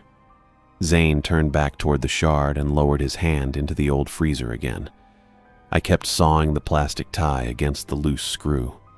The screw had worked out far enough that the metal edge caught against it whenever I twisted my wrist. The plastic had cut into my skin, and my hand was beginning to go numb, but the tie had gotten thinner in one place. I could feel it bending each time I pulled. The others were watching Zane now. Jackson stood at the replacement freezer with the phone pressed against his chest. Kelsey remained on the steps with the shotgun in both hands. I leaned forward as far as the chair would let me and worked the tie against the screw. Zane's fingers moved beneath the shard. He wasn't touching it. He kept trying to guide it across the space between the freezers, but it slipped away from him whenever he got close. The lid has to lock, he said. Jackson looked at him. What? The original lid. It has to be locked from inside. How am I supposed to lock it from inside? You put the shard in the replacement, then close the old one. That's not what you said. It's what I said. You said we switch the power and carry it over. The shard has to travel. It won't travel for me. Then don't touch it. I can't touch it, and you can't carry it while you're reaching into the other freezer. How is that supposed to work? Zane's hand shook inside the dark frost. You close the lid. From where? From inside. Jackson stared at him. You want me to get in the freezer? You're not family, Zane said. You can't carry the cold, but you can close the lid. You said the door has to be locked from inside. It does. Then someone has to be in there. Zane didn't answer. The tie gave a little. I stopped moving and watched the stairs. Kelsey had turned her head toward the front of the house, listening to something outside. Jackson was still staring at Zane. The phone in his hand had gone dark, but he hadn't put it away. The screw moved again when I twisted my wrist. I pulled harder. The plastic snapped against the metal and broke. My hands came free behind the chair. For a moment I stayed still. The loose ends of the tie hung from my wrist, and the blood returned to my fingers in a hot, painful rush. I kept my hands low and looked down at the tie around my ankles. The screw was sticking out of the chair's side. I reached behind me and worked it with my fingers. It turned more easily now that the chair wasn't carrying all my weight. I unscrewed it until the metal plate separated from the wood, then pulled the chair backrest away from one of the legs. The chair made a small cracking sound. Kelsey looked down at me. What was that? I held still. Zane's voice rose below her. You don't get to ask how it works. You do what you're told. I'm trying to keep the door closed. You keep saying that. Because it's true. You have no idea what is behind that door. I know enough to know you've been lying to everybody. The replacement freezer shuddered. Its motor sank to a lower pitch, stopped for half a second, then started again. The shard jerked toward the basement entrance. The frost inside it stretched after the shard, making long black strands across the open lid. Kelsey turned back to face the basement. Jackson moved around the second freezer and reached for the lid. Don't close it, Zane said. I'm not closing it. I'm trying to keep it from falling. Leave it open. It's going to slam. Leave it open. I pulled the loosened part of the chair toward me. The front legs shifted under my ankles, giving me enough room to lift one foot through the gap. The tie around my other ankle caught against the wood. I twisted sideways and dragged the chair with me until the plastic stretched. The argument covered the sound. You said the cold would hold, Jackson said. You said it would hold while we switched. It is holding. It's not holding enough. Get the shard across. I can't make it go. Then help me. I can't touch it. Zane turned on him. You can close the door. I'm not getting inside that thing. Then everything comes through. Jackson looked toward the open original freezer. You said she was the one behind it. She is. And the others are behind her. Yes. And if the cold fails, they come through her. They push through where she went. Jackson took a step away from the freezer. Then why would you put the shard in another one? Because the door has to stay closed. It's not holding her in. Zane looked at the freezer, then at him. It's holding the door closed. The tie at my ankle slid over the corner of the chair. I pulled my foot free, then the other one. The chair tipped sideways and I caught it before it hit the concrete. Nobody looked at me. Zane was holding his hand beneath the shard again. The ice had drifted back toward him, close enough that frost gathered on his knuckles. Jackson was watching the freezer he'd brought in, and Kelsey had her attention on the road. I stood up slowly. My legs shook from being tied in one position, and the basement felt too cold against my skin. I kept one hand on the chair and waited for Zane to move. He reached toward the shard. Jackson bent over the replacement to check the cable. Kelsey looked through the narrow gap in the curtain. I stepped onto the first stair. The bulb overhead swung, throwing the basement walls back and forth. I stopped when the chain creaked, but Kelsey didn't turn. Zane was saying something about the lid again. The old one has to close. I heard you. It has to be locked. I heard you. From inside. Then you do it. I can't hold the shard and close the lid. Then let go. If I let go, it opens. I took the next step. Their voices followed me up the stairs, getting quieter as I moved toward the kitchen. The room ahead was dark except for the weak light coming through the curtains. I crossed behind the wall and kept my shoulder close to it, moving past the empty counter and the broken phone. The rear door stood closed. I didn't go that way. Kelsey was near the kitchen, and Jackson would see me if I crossed in front of the window. The front entrance was only a few steps farther, with the lock turned from when they had brought me inside. I heard Jackson say, "Wait, that isn't going to work." Zane answered him, but I couldn't make out the words. I reached the front door and put my hand around the knob. The metal was cold enough to make my fingers tighten. I turned it slowly, holding the latch in with my thumb so it wouldn't click. Behind me, something scraped across the basement floor. "Keep it there," Zane said. "I'm trying. Keep it there." I pulled the door open a few inches. Cold evening air came through the gap, carrying the smell of dirt and dead grass. I opened it farther and stepped onto the porch. Nobody shouted. I went down the steps and crossed the yard, keeping low until the house was behind me. Then I started running. The ground was uneven beneath my boots, and I nearly fell when one foot landed in a shallow rut. I caught myself and kept going. The road showed through the trees ahead, a pale strip under the evening sky. Behind me, Kelsey shouted something from inside the house. Jackson answered, and then Zane said, "Don't let it open." I reached County Road 9 and ran toward it as the shard in the older freezer opened the doorway behind me. I kept running along County Road 9, although I didn't have anywhere specific to go. The road was hard under my boots and the fields were empty on both sides. I could hear my breathing and the loose plastic still hanging around one wrist. Everything else had gone quiet behind me. Then I looked back. The basement door was open, but the house itself looked dark. A pale layer of frost had spread across the ground from the doorway.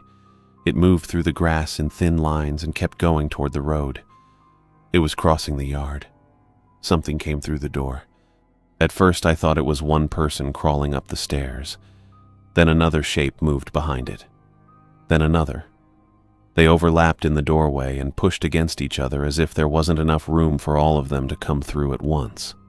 They had the rough shape of women, but that was where the resemblance ended.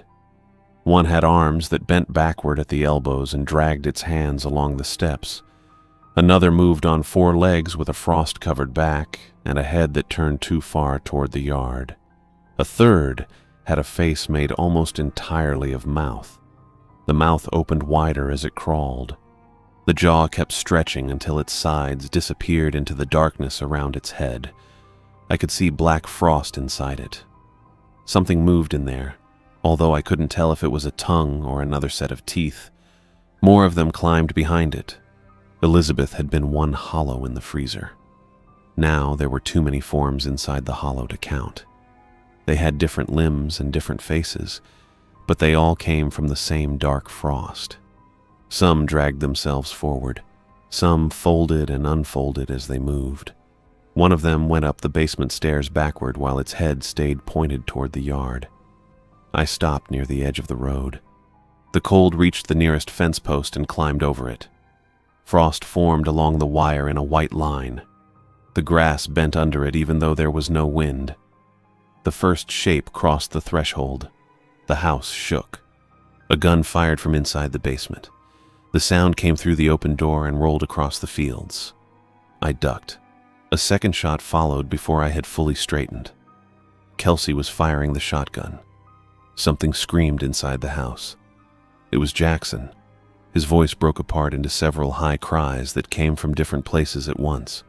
The forms laughed. It was a group of laughs landing over each other, some close and some far away. A few of them sounded like women. One sounded like a child. Another was so low I felt it in my ribs more than I heard it. Kelsey fired again. The nearest form jerked sideways. Frost burst from its shoulder and scattered across the basement steps. It didn't fall. It twisted around and opened its mouth toward the house. "Come closer," it said. The words came from several mouths at the same time. I started running again. The road stretched ahead through the trees. I kept my eyes on it and tried not to think about how slowly I was moving. My legs were already tired from being tied to the chair, and my hands still felt numb. Every step hurt in a different place. My ankles had gone stiff, and my left boot kept catching on the uneven ground. Behind me, the laughter grew louder. The cold moved over the yard and into the field. It passed through the grass in a wide sheet, turning everything pale. Frost climbed the weeds and covered the dirt.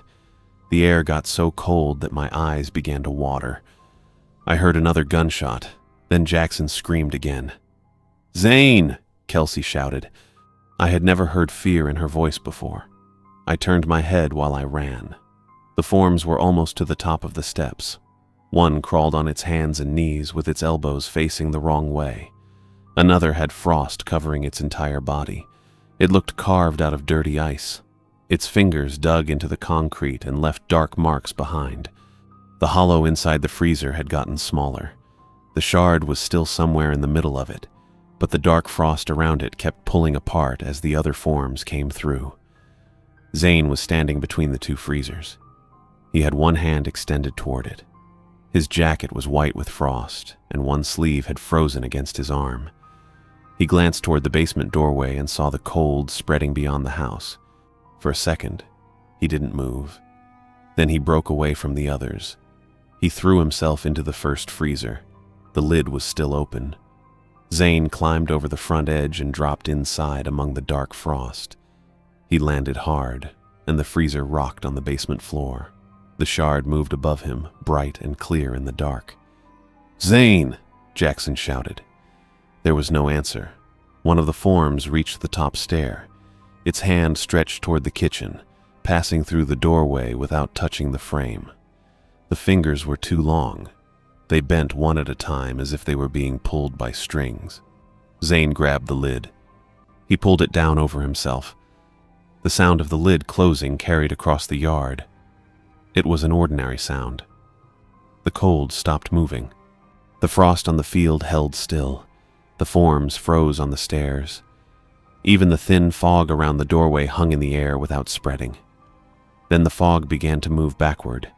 It slid across the yard toward the house. The frost pulled off the grass in long, white strips and streamed inside. The forms jerked backward with it. One of them caught its hands against the doorframe. Its fingers bent and broke, but it kept trying to hold on. Another twisted around the stair rail and opened its mouth.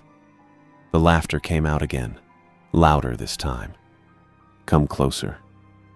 The words repeated from the basement and the field. I kept moving down the road. The forms were dragged backward. Their limbs folded in on themselves and disappeared into the dark opening below the house. The one with the backward elbows was pulled headfirst down the steps. Its hands scraped the concrete until the fingers went through the dark frost and vanished. The frost hollow inside the freezer widened around the shard. For a moment, it looked like a doorway standing by itself in the basement. I could see a darkness behind it that didn't belong to the house. Shapes moved on the other side. There were too many of them to understand, and they were all pressing forward. Then the shard flashed. The hollow collapsed. Every form went backward at once. Some fell apart into frost. Some folded into narrow black strips. The thing with the mouth stretched open until the whole head became a dark circle, and then that circle was pulled into the freezer. The door below slammed shut. The sound reached me a second later. The field went still. The frost stopped at the edge of the road. Cold air continued to drift around my legs, but it no longer had a direction. It was just cold now. I slowed down. The road was empty ahead of me. There were no headlights and no houses in sight. Behind me, the ranch sat in the dark with its basement sealed. I couldn't see Kelsey. I waited for another shot. Nothing happened. I waited for Jackson to call out. He had been filling every silence since I met him. Even when he was scared, he kept explaining things. He said the cable was wrapped under the tarp. He said the hand truck wouldn't fit. He said he wasn't Zane's nephew. Now he was silent. The newer freezer had stopped running before I reached the road. I remembered the weak hum dropping in pitch and then disappearing. Zane had said the new cold had to take the shard, but it hadn't. The old freezer had taken it instead. The cold had needed a lock. Zane had told us it had to be locked from inside. He'd spent the whole night trying to make someone else do it, because only Elizabeth's blood could handle the shard and Jackson wasn't family. In the end, he had gone in himself. I turned and walked toward the house. I didn't get far. My legs were shaking, and I watched the dark windows. The road was safer than the yard, even if I wasn't sure what safer meant anymore. I stood there and listened. At first, there was only the sound of my breathing. Then a deep hum began under the ground. It came from the basement. It was lower than the freezer had sounded before and steady enough to feel through the soles of my boots. The house stayed dark. The yard stayed empty. No frost crossed the road. Deep in the sealed basement, the original freezer hummed while the newer one sat dead beside it. The hum continued under the road.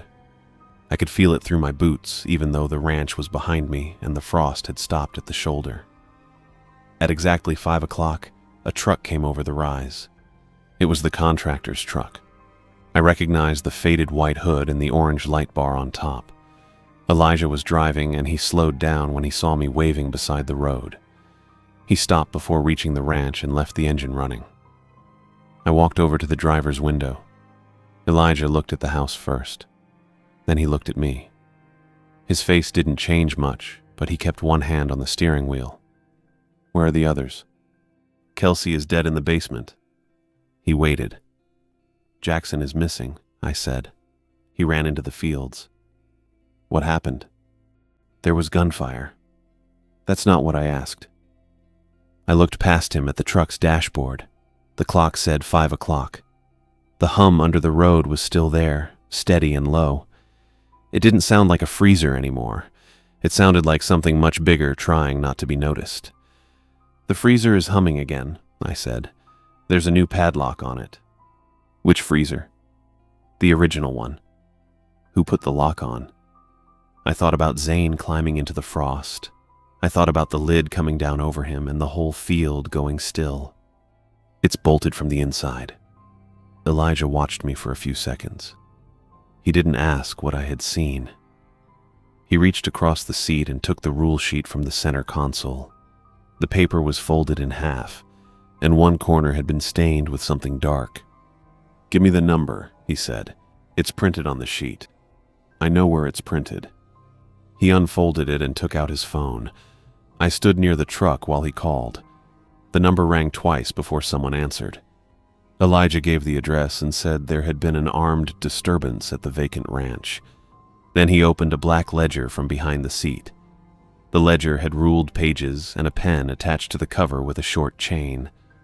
Elijah found the next blank line and wrote Chavez in careful block letters. He wrote it underneath the names already there. I could see the other entries from where I stood. Some had dates beside them. Some had notes about locations and power supplies. It was a record of the people currently inside the freezers they maintained. Why are you writing his name down? I asked. Elijah capped the pen. That's the job. Zane's in there. I know. He's not dead. Elijah looked at the ranch again. The windows were dark. Nothing moved around the house. Read the rules again, he said. I read them. Read them again. I'm done reading them. He closed the ledger and put it back behind the seat. The call had ended. He didn't call emergency services. He used the number on the sheet instead of 911, as the rules required. A county vehicle arrived a few minutes later. It came from the direction of the main road and stopped behind the truck. The sheriff got out with a notebook in his hand. He was a broad man with a tan uniform and polished boots. His name was Joel. I knew that because Elijah introduced us. This is Jace, Elijah said. He was working the property. Joel looked at my wrists. Were you injured? Nothing serious. Start at the beginning. I had already started building the story while Elijah was on the phone. It wasn't difficult. A foreclosed house, armed squatters, a fight in the basement, gunfire, one dead, one missing. The truth was harder to explain because it involved things that didn't belong in a statement. "I was cleaning out the house," I said.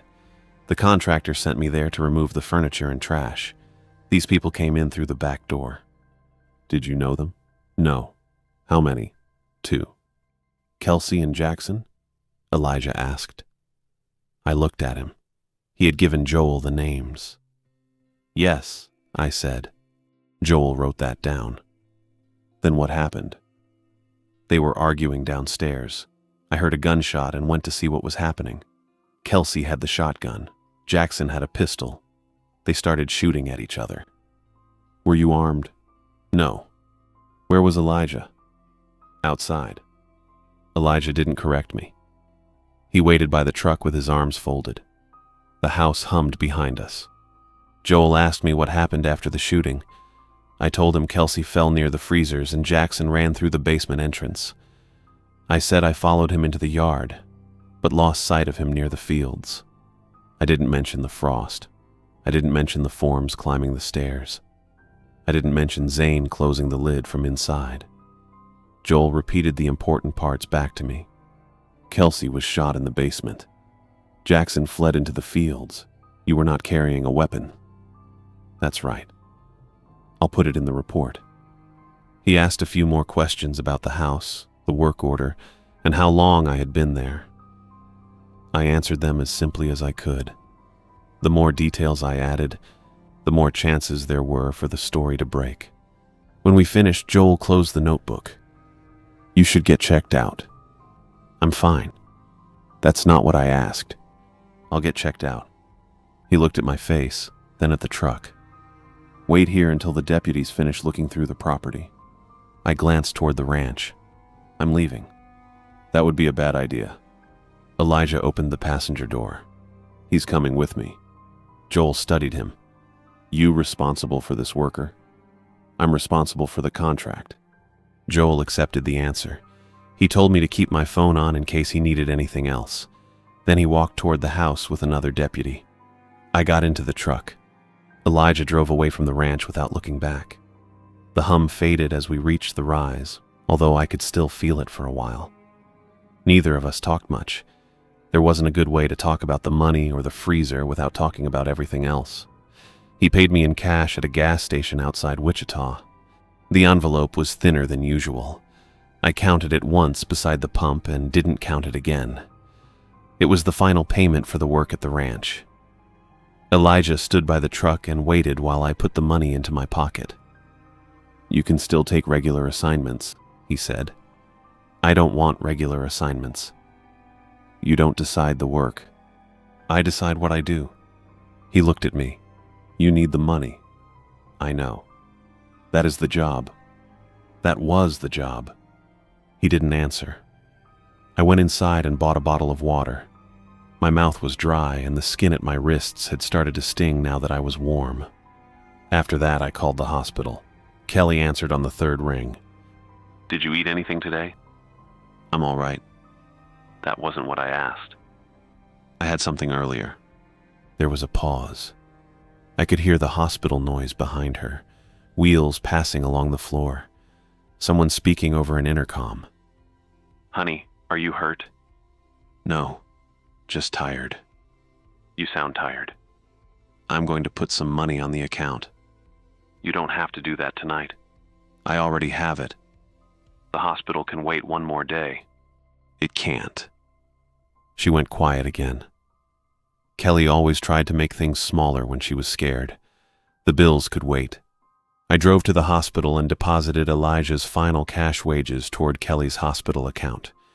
When Elijah called the next morning with another freezer assignment, I refused it. When he asked if I was sure, I told him I was, and I refused every future assignment involving a rule sheet or a basement freezer.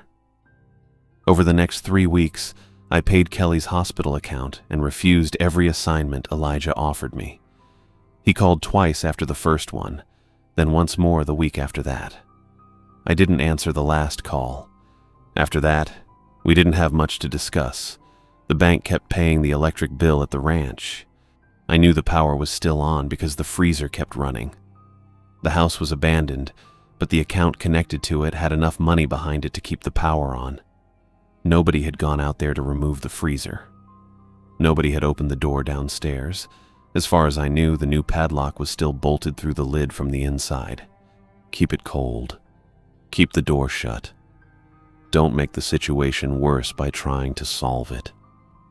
I didn't have to return to the county road marked 9 to know the motor was running. The bank handled that part for me.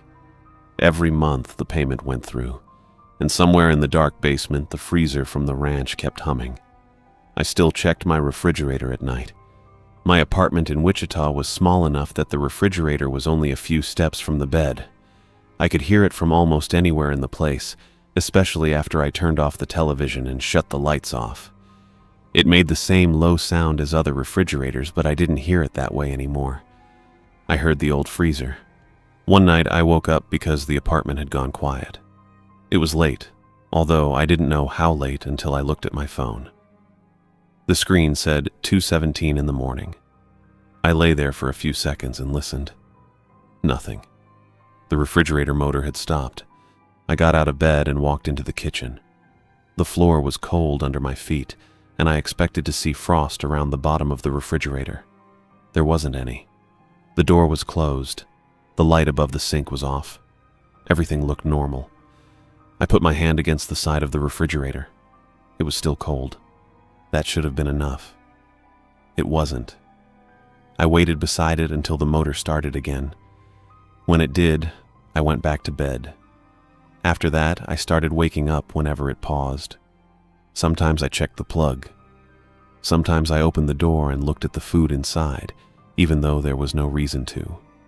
Milk, leftovers, a bottle of water, things that belonged in a refrigerator and didn't need anyone standing guard over them. I never unplugged it.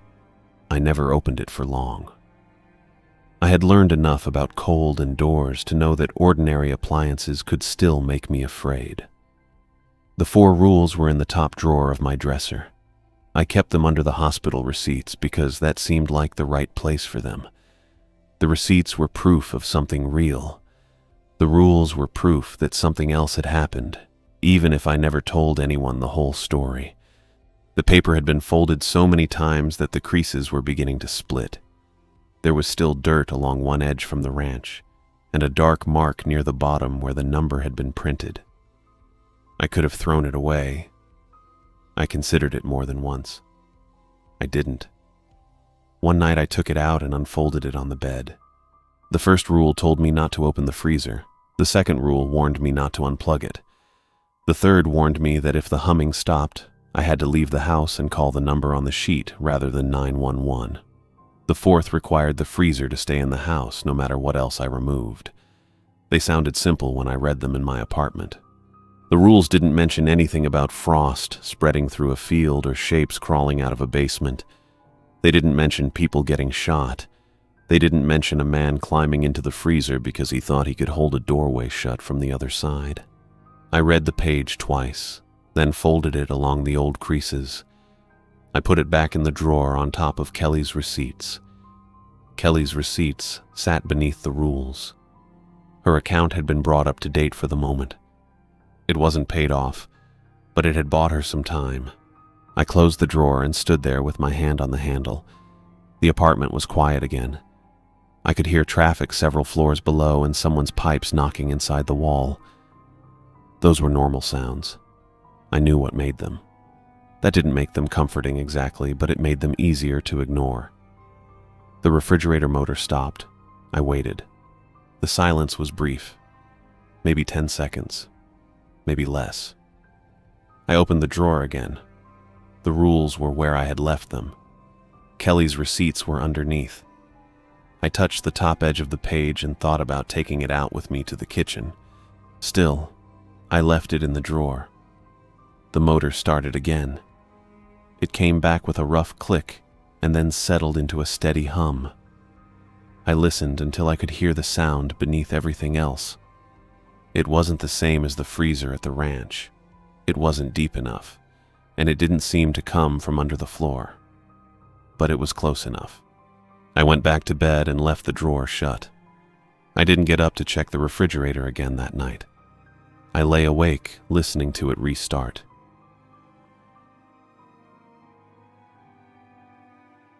The horizon to the north had an orange smear on it that hadn't gone anywhere in 3 hours. It sat low against the black, breathing a little. 30 miles out, near the Oregon line. Dispatch had it logged already. It had a name and a number and a crew somewhere working it, and none of that was mine. Mine was just to watch it and write down what it did. I brought the binoculars up and held them there until my arms started to ache, which didn't take as long as it used to. No change in the glow, no new smoke breaking off the main column. I lowered the glasses and made the entry in the log, bearing intensity, no change, and set the binoculars back on the sill where they'd sit until I picked them up again in 20 minutes. The cab was quiet. It's always quiet up here, but there's a particular quiet that comes with a fire already caught and handled, one that isn't asking anything of you. I looked at my watch and wrote the time under the entry. 8:47. Northeast of the smear, past where the trees close in, there's a ridgeline that on a clear day shows a thin, dark line against the sky, straight up like a splinter. Tower 9. It's been dark since 2003, decommissioned before I ever took this job, and I've never once seen a light in it. Tonight the ridge was just black on black, no needle, nothing to pick out. I picked the binoculars back up out of habit more than need and swept the line anyway. Nothing there. Nothing anywhere that hadn't been there an hour ago. I logged that too, out of the same habit. No change, northeast quadrant. The landline sat on the little shelf under the window. Dead quiet. Most nights it doesn't make a sound until morning check-in. I'd gotten used to the sound of my own log entries being the only sound in the cab, pen on paper, nothing else. I sat back down in the chair and let my eyes go back to the orange smear. The radio crackled. Fernandez's voice came through from the Eureka office. Casey, you there? Here, I said. Go ahead. Got something for you. Not a fire. Well, not directly. I picked up my pen out of habit before he'd said another word. Tower 9's getting reactivated, Fernandez said. You know the one. 9 miles northeast of you. Been dark since 2003. I knew it. On a clear day I could pick it out on the far ridge line. A thin, dark needle standing up out of the timber. Nothing moving on it. Nothing lit. I'd never seen a light in that cab in 3 seasons. Reactivated how? I said. Federal Land Management Research Program. 2 personnel out there now, name of Grayson and Nicholas, collecting atmospheric particulate data. Something about smoke column behavior. That's the language they gave me. They're already on site? That's what I was told. Whose program is this? Came through the regional office in Redding, not through us in Eureka. He said it plain, no weight on it. The way he'd tell me a supply order had shipped late. I don't have much more than that. What I need from you is coordination. They're your shared quadrant partner now. Radio frequencies channel 14. Share your sightings, log your contacts, treat it like you would the ranger station crew. Standard stuff. Standard stuff, I said. That's right. I looked out the window while he talked, north and east, into the dark where the tower stood. Nothing there but black timber and a lower sky. Copy that, I said. Channel 14. Any questions, you know where to find me. No questions. Good man. The line clicked off, that particular dead sound the landline makes when Eureka lets go of it. I sat there a second with the pen still in my hand before I wrote it down. Tower 9 reactivated. Grayson/Nicholas. Channel 14. Coordination partner. I looked at the words on the page like they might explain themselves. They didn't. I set the pen down and looked out at the orange smear on the horizon, 30 miles off, and none of my business tonight. And past it, in my head, at a tower I couldn't see and 2 names I'd never heard. 9 o'clock came slow. I don't know why I picked that hour. It felt like a reasonable time to start a shift, and something in me wanted to give them a chance to settle in before I keyed up. I half expected dead air. I half expected somebody fumbling with a set they didn't know yet, static and crosstalk from a new station finding its feet. I keyed the handheld. Channel 14, this is Bald Ridge Lookout, radio check. The answer came back before I'd even let go of the button. Bald Ridge, this is Tower 9. Grayson. Nicholas is with me. We're on site and operational. The voice was clean. No static behind it, no wind noise, nothing to place it anywhere at all. It didn't sound like a radio. It sounded like somebody standing next to me. Copy, Tower 9, I said. Understand you're running particulate data out there. Smoke column density and behavior, yes. That's our function. I hadn't asked him to say that. I was about to ask him something about frequencies for the shared quadrant, standard first contact stuff, and he'd already answered a question I hadn't put to him yet. Bearing 047 from your position, Grayson said. Distance 8.3 miles. Elevation 4,820 feet. Spot fire, small, active. I didn't say anything for a second. I'd had my eyes on that quadrant most of the evening. I'd have sworn to it. Nothing there an hour ago but dark ridgeline and a little haze low in the drainage. I brought the binoculars up anyway and swung them onto the bearing he'd given me, more out of reflex than belief, the way you check a door you're sure is locked. There it was. A thin column, pale against the black, standing up off the ridge just where he'd put it. New. Small. If I hadn't been looking exactly there, I'd have missed it another 20 minutes. Copy, I said, and my voice came out flatter than I meant it to. I've got it. I set the binoculars down and picked up the landline. Dispatch, Bald Ridge Lookout. I've got a spot fire bearing 047 from my position, distance 8.3 miles, elevation 4,820 feet. Small, active, northeast quadrant. Dispatch ran it back to me once to confirm, and then went quiet a moment, the way they do when somebody's pulling it up on a map. Copy, Bald Ridge. We've got it confirmed on satellite. Routing a crew now. Copy, I said and logged the time. I wrote it the way I write everything. Spot fire, bearing 047, distance 8.3, elevation 4820. Observed. I didn't write down where the bearing had come from. I didn't write Grayson's name next to it, or Channel 14, or the fact that I'd been staring at that exact stretch of dark for the better part of an hour and seen nothing at all until he told me where to look. Paul marks the spot fire coordinates in his log as his own observation and sets the binoculars back on the sill, the channel quiet again. The next morning I keyed up Channel 14 again, half out of habit and half to see if the night before had been a fluke. It wasn't. Grayson gave me a bearing on a smoldering hot spot in a burn scar from earlier in the season. One dispatch hadn't flagged yet because it wasn't putting up much smoke. I swung the binoculars and there it was, a thin gray thread I would have written off as dust if I hadn't known where to look. I called it in. Dispatch logged it as a routine follow-up. I logged it the same way I'd logged the spot fire 3 nights before. Observed. Bearing and distance. Nothing about where the bearing came from. That was contact 2. Over the next week and a half it kept happening, spaced out enough that it never felt like a pattern while I was living inside it.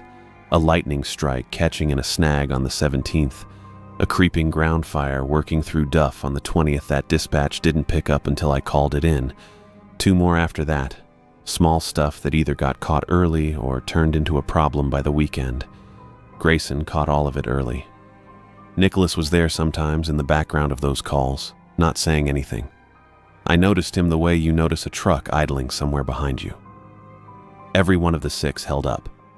Coordinates precise to 1/10 of a mile, elevations that matched what I could pace off against known landmarks, bearings that put smoke exactly where he said it would be before I'd have found it on my own. I've run coordination with the station crew for 3 seasons, and they're good. But they're good the way people are good. A little late here. A rounding error there. Somebody's binoculars fogged over on a cold morning. Channel 14 didn't have mornings like that. By the 23rd, I'd stopped waiting for dispatch's satellite pass before I keyed up Tower 9. I'd started doing it the other way. Grayson first, dispatch after. Like checking the weather before you decide what to wear instead of after you're already outside in it. I didn't think about that shift while I was making it. Bearing 092. Grayson said on the 24th. Distance 6.1. Elevation 5,110 feet. Ground fire, slow spread, moderate smoke. I found it inside 30 seconds. I called it in inside 2 minutes. Dispatch confirmed it inside 5. Copy, Bald Ridge. Dispatch said. Nice catch. I didn't answer that one beyond a copy of my own. There wasn't anything to say that wouldn't have required saying more than I wanted to. On the 25th, Grayson gave me the 6th. A hot spot flaring back up in a section that had been called contained 2 days earlier, low on the slope where nobody would think to look twice. I logged the bearing, logged the distance, logged the elevation. I called dispatch and gave it to them clean, the way I'd given them all 5 before it, as something I'd seen with my own eyes from my own cab. 6 contacts, 6 confirmations. None of them had come back wrong or needed a correction, and nothing in it would look like anything but good work to anybody who ever pulled my log and read it cold. I wrote the date at the top of the page before I closed it out, August 25th, the way I write every entry, plain block letters, nothing underlined, nothing starred. I set the pen down. The log looked like any other season's record. I loaded the truck the morning of the 26th the same way I loaded every resupply run. Water jugs, canned goods, a propane canister strapped down on its side so it wouldn't roll. I'd done the same thing for the ranger station crew twice already that season, and adding Tower 9 to the route felt like nothing at the time. Coordination partners share a sector. You look out for each other's basics. The turnoff for Tower 9 branches off 47N58 about 4 miles past the main access track. I'd driven it once before, on an orientation run 2 seasons back, and I remembered it as rough. Washboard ruts, a few blowdowns somebody had cut through and dragged clear, passable if you took it slow. It wasn't passable now. The brush had come in on both shoulders and closed most of the way across the center line, manzanita and young fir thick enough that I had to ride the brakes and pick a line through it. No tire tracks anywhere in the dry soil. Not mine from 2 seasons ago. Not anybody's since. I sat with that for a second before I kept going. A road doesn't grow in like that from 1 season of neglect. The clearing at the end of it was empty. No vehicle parked at the base. No gear staged anywhere I could see. The tower itself sat dark against the tree line. No light in the cab window. Nothing moving up there. I put the truck in park and sat looking at it through the windshield. The ladder ran up the first 30 feet the way it does on every tower built to that old design, and at the bottom of it somebody had locked a padlock through the hasp. Orange paint. BLM issue. The kind they use when they shut a structure down for good. I got out and walked over and put my hand on it. The metal was warm from the sun. The lock hadn't been touched. The hasp had a coat of rust on it that doesn't come from a season or 2 of weather. I walked the base looking for anything. A cache, a water barrel, a crate of gear waiting to be hauled up. There was nothing. Pine duff undisturbed except for a few boot prints pressed into the dirt that could have been left last week or left a decade ago, no way to tell which. I looked up the ladder to the door at the top, sealed with a steel bar across it, same as the lock below. I stood there with the truck bed full of water and food I'd hauled 4 rough miles for nobody, and I took the handheld off my belt. "Channel 14, I said. "This is Bald Ridge." Grayson answered on the first call, same as always. Clean voice, no static, no hurry in it. "Go ahead, Bald Ridge." "I'm at your tower," I said. "There's nobody here." A short pause, nothing dramatic about it. "Nicholas and I are on a field measurement walk," Grayson said. "Eastern section of the quadrant. We'll be back at the tower in about an hour. I looked at the padlock. I looked at the rust on the hasp. Describe what you're looking at right now, I said. Another pause, slightly longer than the first. Then he told me. The eastern ridgeline. The slope pitched at maybe 30 degrees where it drops toward the drainage. A rock outcrop I know as the cinder spine, the way it splits into 3 fingers near the top. Smoke haze sitting low in the drainage, gray-brown, thicker than it had been an hour before. Every piece of it was right. I've scanned that ridge 100 times from my cab. I know the cinder spine the way I know my own hands. There was no way to see it from where I was standing at the base of a locked tower with brush choking the only road in. I didn't say anything else. I clipped the handheld back on my belt and stood there another second, looking up at the sealed door 30 feet above me. Then I got in the truck. I backed it around in the clearing and didn't look at the lock again on my way out. The water jugs and the cans and the propane canister rode in the bed the whole way, same as they'd ridden in. I didn't know what I would have been leaving them for. Paul drives away from the Tower 9 clearing with the supplies still in the truck bed, the padlocked tower shrinking in the rearview mirror. The landline crackled when I picked it up. I gave my call sign and waited for Fernandez to answer. Go ahead, Casey. I told him what I found. The brush choking the road. The lock, orange painted, rusted at the hasp like it hadn't moved in years.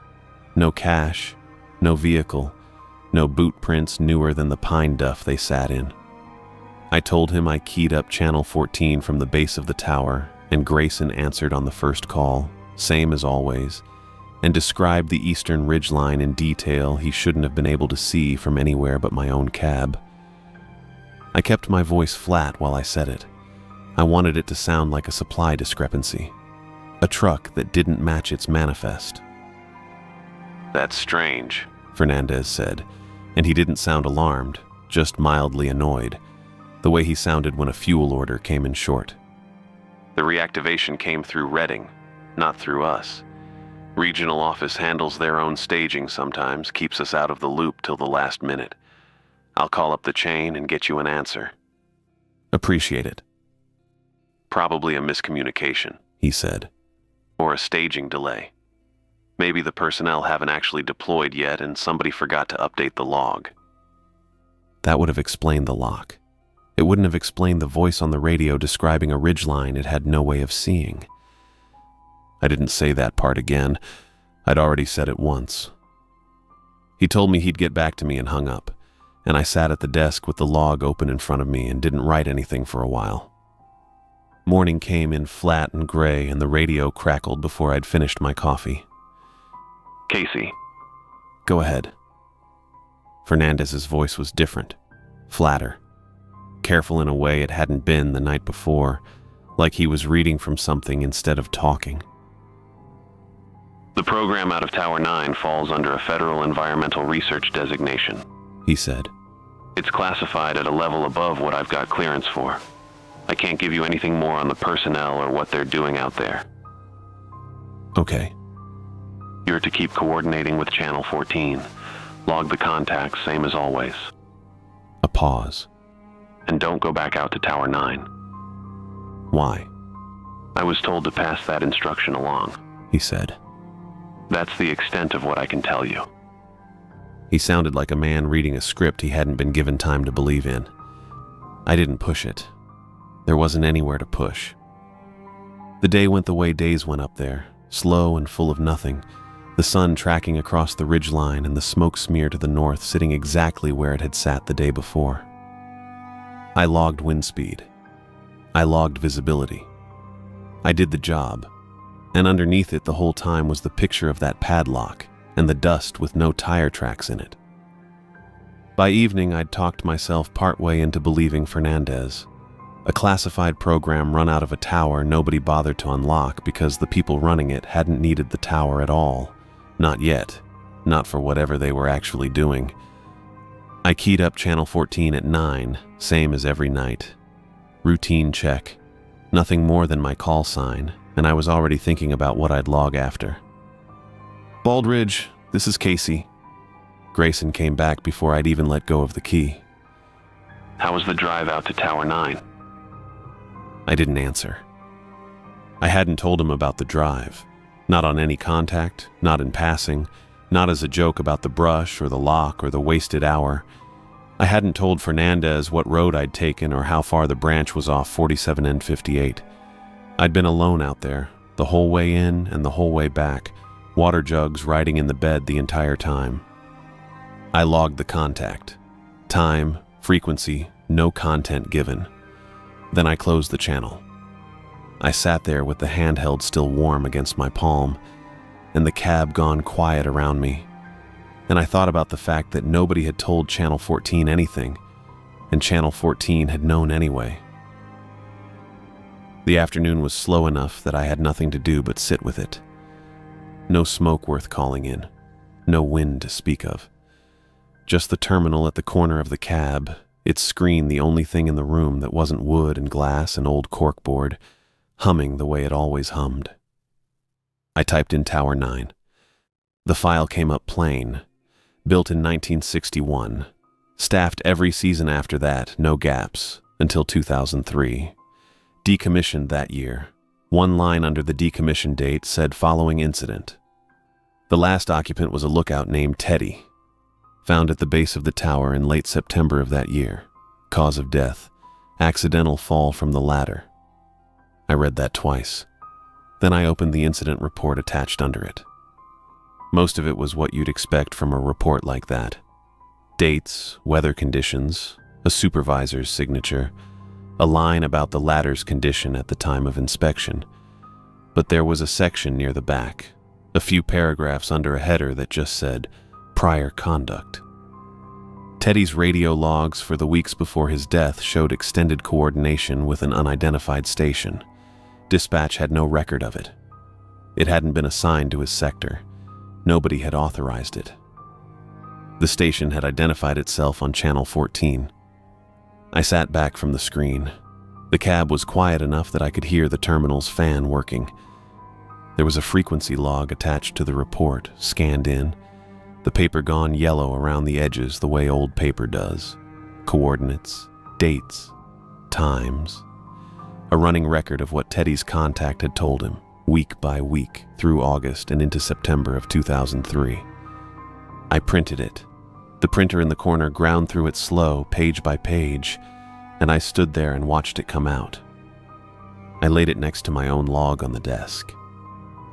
3 days ago, Grayson gave me a spot fire in the northeast corner of the quadrant, bearing 047, distance 8.3 miles, elevation 4,820 feet. I ran my finger down Teddy's page until I found August 19th, 2003, bearing 047, distance 8.3 miles, elevation 4,820 feet. I checked it again. Same numbers. To the decimal. I checked it a third time. The numbers held. 20 years apart. The same fire. The same coordinates, called in by the same voice, to two different men who never met each other and never would. I sat there for a long time with both logs open under the desk lamp. Then I picked up the handheld. Channel 14 opened on the first try, same as it always did. Grayson answered before I'd even said my call sign twice. Go ahead, he said. I didn't ask him about the fire. I didn't ask him about Teddy, or the tower, or the lock on the ladder. I asked him the only question that was left. Who are you? There was no pause, no static, no breath, nothing that told me the question had landed anywhere at all. We're the ones who know where the fire's going before it gets there, Grayson said. That's the job, same as yours. That was all of it. He didn't explain himself, and he didn't ask what had brought the question on. I closed the channel. I didn't key it up again that night. I didn't call Fernandez either. 6 days I sat with those two logs open on the desk, mine and Teddy's, the same numbers in both of them, and nothing about it got easier to look at. The wind came up out of the northwest a little after midnight on September 3rd. I had the door propped for the cool of it at first. Then it kept building, and I closed the door, and I watched the anemometer needle climb past 30 and hold there, gusting higher. There was a fire 12 miles east that had been sitting quiet in a drainage for 2 days, backing and creeping. Nothing dispatch was worried about. I'd logged it twice as holding. At 12:40 it was still holding. By 1:20 it wasn't. I watched it happen through the binoculars in real time. The column went from a lazy gray smear to a straight column to something that leaned hard east and started throwing embers a quarter mile ahead of itself. 40 minutes, maybe less, from a fire you'd walk past to a fire you'd run from. I had dispatch on the landline by then, giving them bearing and rate of spread as best I could read it off my own instruments, and they were working off satellite data that lagged behind what I was seeing by 10, 15 minutes at least. That's normal. Then Channel 14 came up on its own. No call sign from me. Nothing. You're seeing the head fire building, Grayson said. I've got dispatch on the landline right now, I said. I know. I didn't ask how he knew. I had 2 channels open in front of me, one official and 15 minutes behind, one unofficial and always right. And for 3 weeks I'd been running my whole job on the second one while writing the first one down for the record. Grayson gave me a rate of spread that beat dispatch's model by almost 20 minutes, and it held up. He gave me a direction shift before the wind gauge on my own roof caught it. I relayed what I could as my own read and kept my mouth shut about where the rest of it came from, same as always. Then he said, The primary head is going to run at a ranch on the eastern edge of this, Elk Creek Road, east of Sayad Valley, the McDonald property. I knew that ranch. I'd stopped there twice on resupply. The second time when my truck radio died on me. And Lillian McDonald let me use her landline without asking me a single question about why a Forest Service man needed her phone. Coffee's on if you need it, she'd said, like it cost her nothing. It'll reach the house at 4:17 a.m., Grayson said. If you call it in now, dispatch has time to get a crew out there before the fire crests the ridge above the property. I looked at the clock. 4:13 minutes to think, and that was generous, because every minute I spent thinking was a minute dispatch didn't have. If you tell anyone where this is coming from, Grayson said, the contact ends, permanently. You won't hear from Channel 14 again. He said it the same way he gave me coordinates. Flat. No weight on it at all, like a man reading temperature off a gauge. I thought about Teddy's log sitting under a stack of nothing in the archive, and the word decommissioned, and the padlock with rust on the hasp that hadn't been touched in 20 years. I thought about Lillian McDonald asleep in that house right now with her family under the same roof.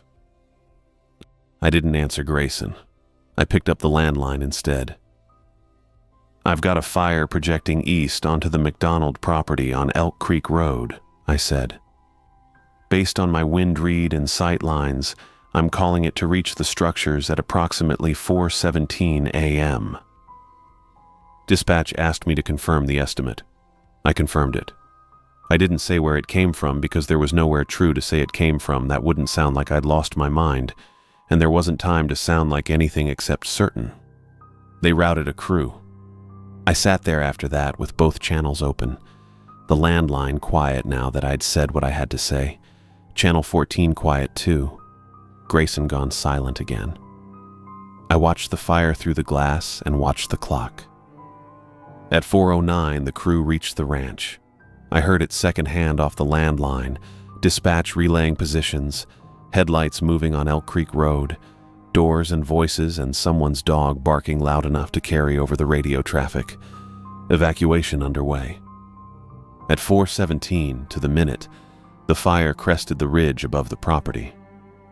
I watched it come down the far slope like something poured out of a container, fast and total, no hesitation in it anywhere. The buildings didn't have a chance against a run like that. By the time it reached the yard, there wasn't a decision left to make about any of it.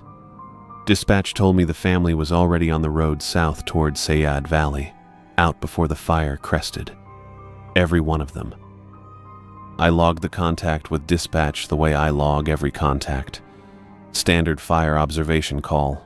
My own estimate. My own sightlines. That part went in the book same as it always does. I didn't write down Channel 14. I didn't write down Grayson's name or the 4 minutes or the condition he laid on the table without raising his voice even once. There was nowhere in the log for it, and there was nowhere in me for it either, not yet. I sat in the cab and didn't key up the handheld.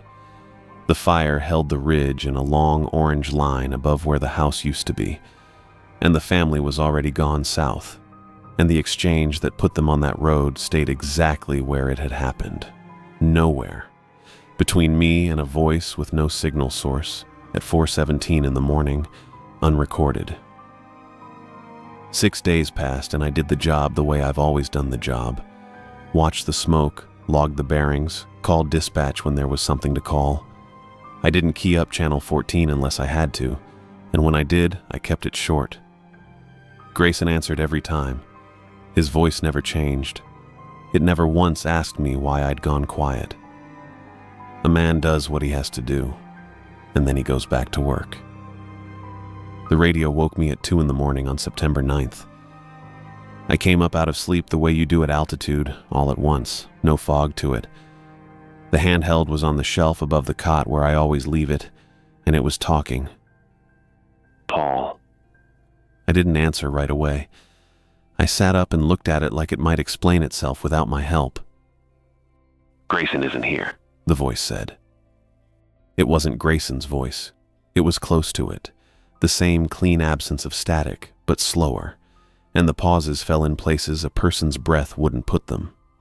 I knew who it was before I keyed up. Nicholas had been in the background of half our contacts for 3 weeks and had never once said a word to me directly. I picked up the radio. "I'm here," I said. I know. I waited. He didn't fill the silence the way Grayson always did, one fact stacked on the next with no room between them. This was different. This had gaps in it. Teddy didn't fall, Nicholas said. I didn't say anything to that. I already knew about Teddy from the file. The fall ruled accidental. The ladder, the year 2003. I hadn't expected to hear his name come back at me out of the dark. He spent the last 2 weeks of his life trying to bring someone out to Tower 9, Nicholas said. He called an investigator. He tried to document the contacts. He wanted someone from outside to come and see what he'd found. And the fall was what happened when he broke it that way. I sat with the radio against my knee for a second. My mouth had gone dry, the way it does before you say something you already know the answer to. Did Grayson know that? I said. When he told me the contact ends if I tell anyone where it comes from. Did he know what happened to Teddy? The pause this time ran long enough that I checked the indicator light on the handheld to be sure the channel hadn't dropped. Grayson knew, Nicholas said. He believes the arrangement is fair. The information is real. The fires are real. What we give you is worth what it costs. He didn't want you to know about Teddy. I looked out the cab window while he said it. The ridgeline to the east was just a line of black against a slightly less black sky. No fire on it tonight. Nothing burning anywhere I could see. I thought about the McDonald place. The building's gone. The family already south on the road before the ridge crested. I thought about the 4 minutes I'd had to decide in, and how I hadn't thought about Teddy at all in those 4 minutes, because I hadn't known yet what Teddy had cost. "What are you?" I said. I asked it the way you ask a question you've been carrying too long to carry politely. Nicholas didn't answer. The silence went on past anything that could be mistaken for him thinking. I held the radio out in front of me and watched the little green light, waiting for it to tell me the channel had closed, that this had been dead air the whole time, and I was talking to nothing. The light stayed green. Nicholas. Nothing. I almost said his name again. Then the voice came back, no different in tone than before, like the gap hadn't happened at all. Teddy called us the fire's memory, Nicholas said. He wasn't wrong. No further word came to soften it or extend it or take it back. I sat in the dark with my thumb still on the transmit switch and understood, in the way you understand a sound has stopped only once you notice how quiet the room has gotten, that he was done talking. I didn't press the switch again. The cab held still around me, the wood stove cold, the window black on every side, and the radio sat warm and silent in my hand with the channel still open, waiting on me to say something back, to a sentence that didn't leave anywhere to go. I turned the radio off first, not the landline, just the handheld, and I set it on the shelf under the window where I could see it, but not touch it by accident.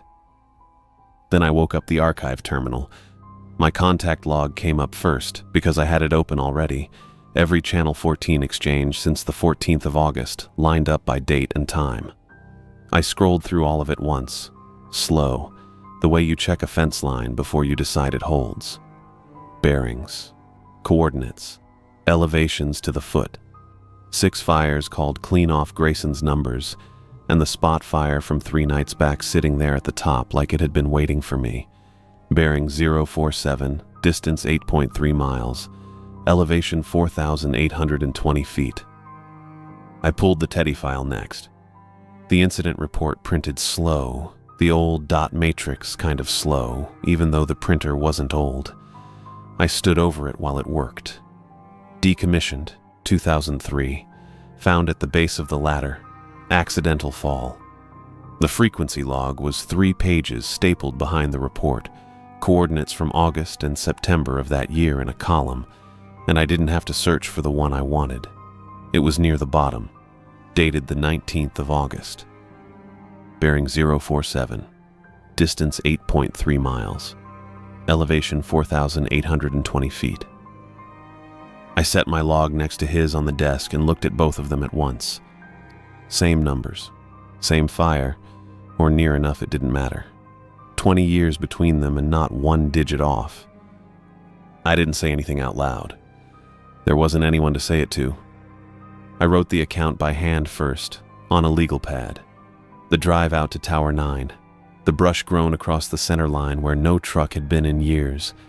The padlock, orange, rusted at the hasp, never opened. No cash, no gear, no one.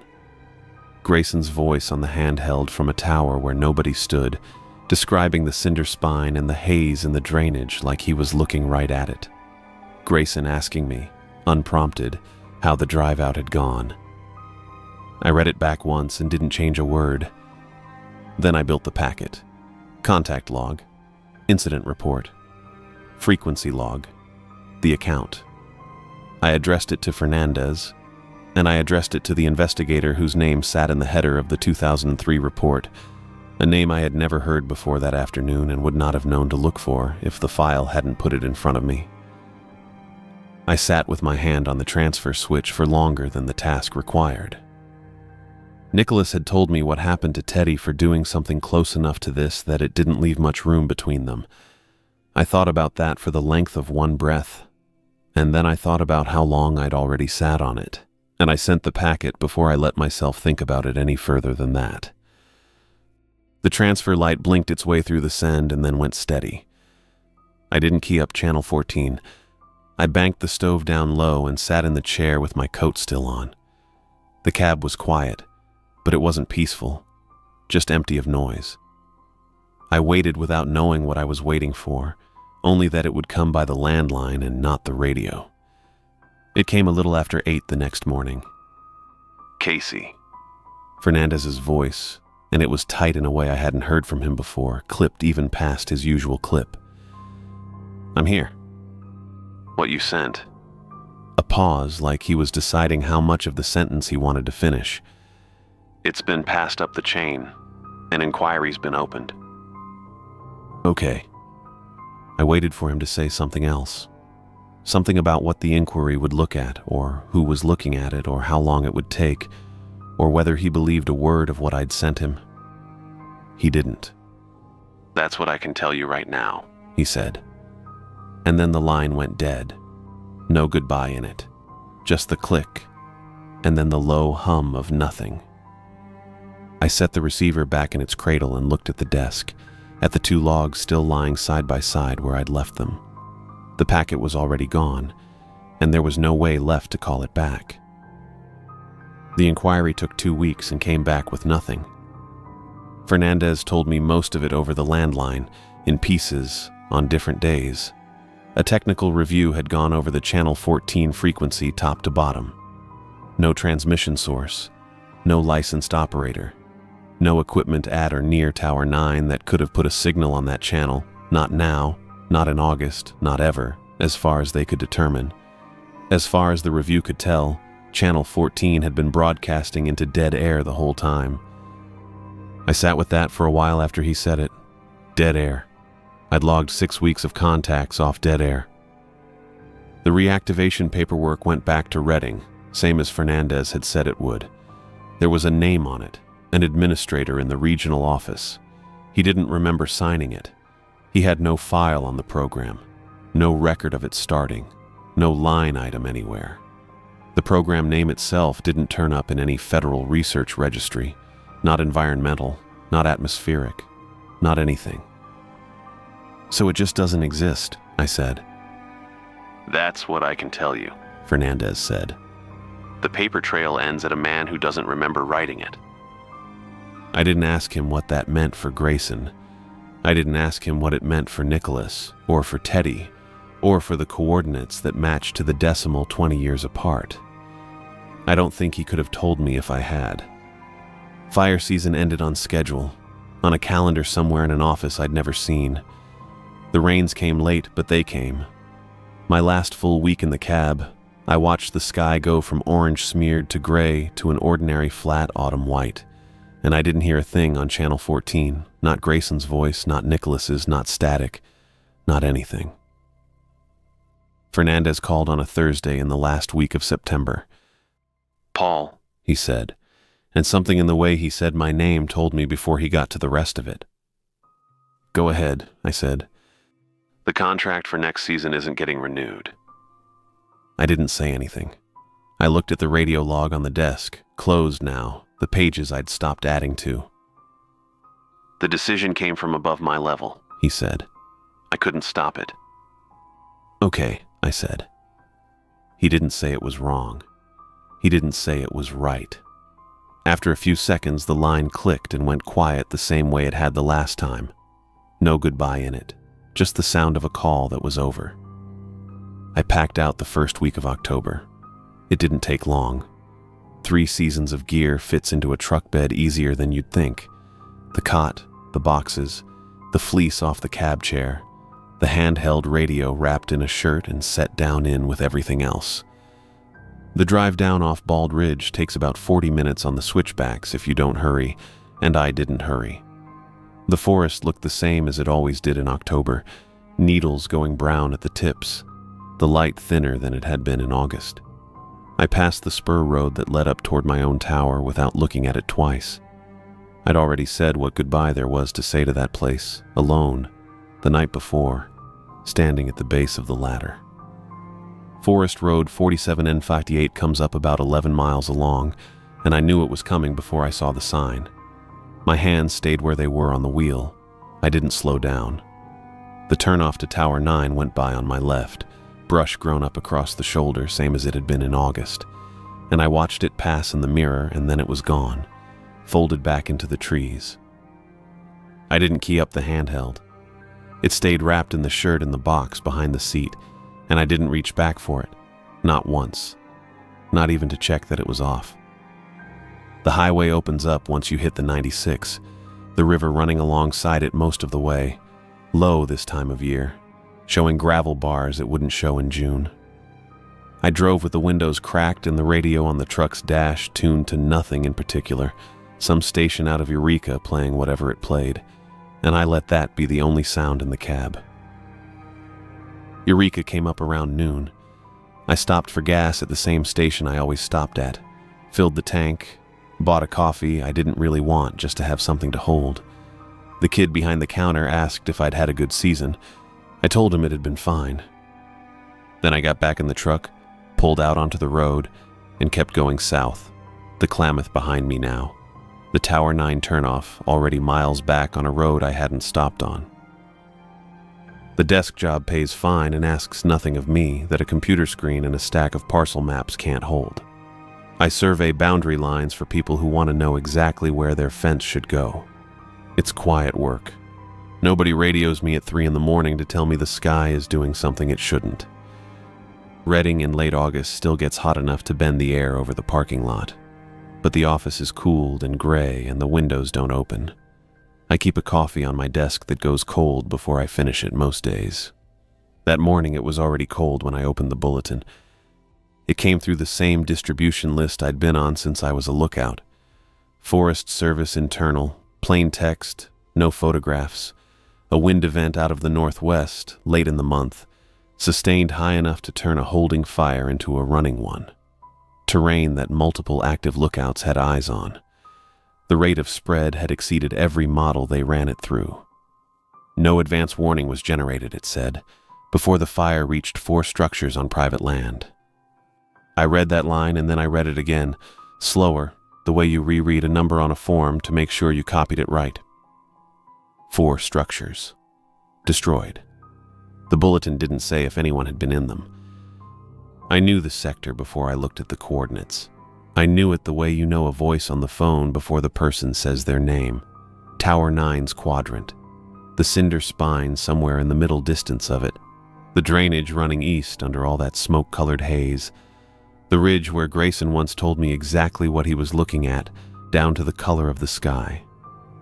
I sat there and thought about what advance warning out of that sector used to sound like, even unhurried. A bearing and a distance to the decimal point. A time down to the minute, given plainly, the way you'd read a weather report to somebody who already trusted you. I knew the frequency it would have come on too. I didn't have to think about that part at all. I didn't call Fernandez. I don't know that I ever decided not to so much as never picked up the phone in the first place. There didn't seem to be a version of that call that went anywhere. What would I tell him? That I know what a warning from that quadrant would have sounded like, and that this bulletin doesn't mention one. I didn't file anything either. There wasn't a form for it. There never had been. I set the bulletin down on the desk, flat, the way you'd set down something you didn't want sliding off the edge, and I left it there through lunch and through the afternoon, and it was still there when I locked up and went home. My apartment in Reading is small and it stays quiet in a way the tower cab never did. No wind working the guy wires, no static ever running under the silence. I made dinner. I ate it standing at the counter, which I do most nights, and afterward I sat on the couch with the television on low and didn't watch it. I did not go to the closet. It's not far. Down the hall, past the bathroom, a door I open most mornings for a jacket or a pair of shoes. The box is on the floor of it, behind the winter coat I never wear here, taped shut the way I taped it 2 Octobers ago in a cab on a ridge I don't think about most days. I know exactly what's in it without opening it. The fleece from the chair. A couple of logbooks I never turned in. The handheld, wrapped in a shirt, tuned to a channel I haven't said the name of out loud since I left. I have not turned it on. I have thought some nights about doing it, about holding down the button and hearing whatever comes back, or nothing at all, and I have never once gotten off the couch to try. I have also thought about throwing it out, taking the box to the dumpster behind the building some Sunday and being done with the weight of it. I haven't done that either. It just sits there, packed, waiting on nothing. The way it's been waiting on nothing for 2 years, dial still set where I left it the last time I closed the channel and drove south without looking back at the turnoff. I turned off the television a little after 10 and went to bed without walking down the hall to check on it, because there was nothing to check. It doesn't move. It doesn't make a sound. It sits in the dark in its box behind a coat I don't wear, tuned to a frequency 4 structures just burned without it, and I lay there in the dark of my own apartment and let that be true without doing anything about it at all.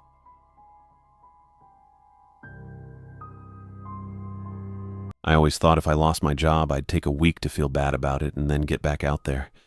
That was the plan anyway. The sort of thing you say when you're employed and can't imagine not being employed. But when it actually happened, when they called me into the conference room on a Tuesday in January and told me the contract had fallen through and they were letting 6 of us go, nothing personal, just the numbers. I didn't feel bad for a week. I felt nothing for about 3 days, and then I felt bad in a way that didn't stop. Doris gave me 3 weeks after that. 3 weeks of me sitting in the apartment applying for jobs I wasn't sure I wanted, making dinners neither of us ate much of, and not talking about what was actually wrong. Which wasn't the job. We both knew that. The job just made it harder to pretend we were fine. She said it on a Thursday night, standing in the kitchen with her arms crossed. Not angry, just clear. "I think we've known for a while," she said. And I said, "Yeah." She told me I could take the rest of the week to get my things together, and I did. I packed my clothes and my books and the camping gear I hadn't used in 2 years, and I called a friend in Bellingham who said I could use his spare room for a bit. Doris didn't ask where I was going. I didn't tell her. That was the middle of February. I'd been in Bellingham for 2 weeks when I called my father. I don't know what I expected him to say. We hadn't talked much in the last 6 years. Christmas calls mostly, and those were short. But I called him on a Monday night and told him I'd lost my job and my apartment and didn't have anywhere to be for a while, and he said, "Come Thursday, I'll have the cat ready." That was it. No questions about Doris. No questions about what I'd do after. Just that one sentence, and then he gave me the address of the Forest Service maintenance yard off State Route 20 near Mazama and told me to be there Thursday morning. I drove out Wednesday. The route took me east through the North Cascades on State Route 20, the kind of drive that's beautiful in the summer and cold and gray in late February. The road wound through valleys and climbed up into the mountains, and the farther I got from Bellingham, the quieter it became. No traffic, just me and the road and the trees.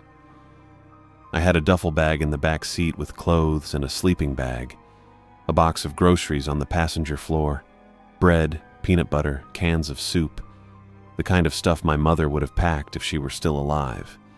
I didn't put music on. I just drove. My father worked for the Washington State Department of Transportation's Avalanche Forecasting Division. He'd been doing it for 22 years, the last 7 of them alone at a remote monitoring outpost somewhere in the Okanagan-Wenatchee National Forest. The station was at 8,000 feet on the eastern flank of the range, accessible only by snowcat from the maintenance yard. The nearest town was Winthrop, 40 minutes down the valley. I didn't know much more than that. He'd told me once, years ago, that the work was mostly data collection, monitoring snowpack, tracking weather patterns, issuing warnings when conditions got bad. He said it was the kind of job where you had to be comfortable being alone for long stretches. I remembered thinking at the time that it sounded like the right job for him. I hadn't spent more than a day with him in 6 years. The maintenance yard was 15 miles past Mazama, down a turnoff that wasn't marked except for a Forest Service sign that said, "Authorized vehicles only." I pulled in as the last light was going flat. The lot was empty. Just packed snow and a maintenance shed with the door locked and a single light on inside. No other vehicles. The tree line rose dark and close on all sides. I parked near the shed and turned off the engine. The silence after the engine cut was immediate and total. I sat there for a minute, looking at the dark trees and the snow-covered lot, and I thought about the apartment in Fremont, about Doris standing in the kitchen with her arms crossed, saying, "I think we've known for a while," about the job applications I'd filled out in Bellingham and hadn't followed up on. I didn't think about my father yet. I wasn't ready to think about him. I opened the grocery box and pulled out a sleeve of crackers and a block of cheese. I ate a few crackers and a piece of cheese, not because I was hungry, but because it seemed like the thing to do. Then I reclined the driver's seat and pulled my coat over myself like a blanket. The cold settled in fast. I could feel it creeping through the car, through the coat, into my chest. I closed my eyes and tried not to think about tomorrow, about the snowcat ride, about seeing my father for the first time in years, about spending a week at 8,000 feet with a man I didn't know how to talk to anymore. I didn't sleep well, but eventually I slept.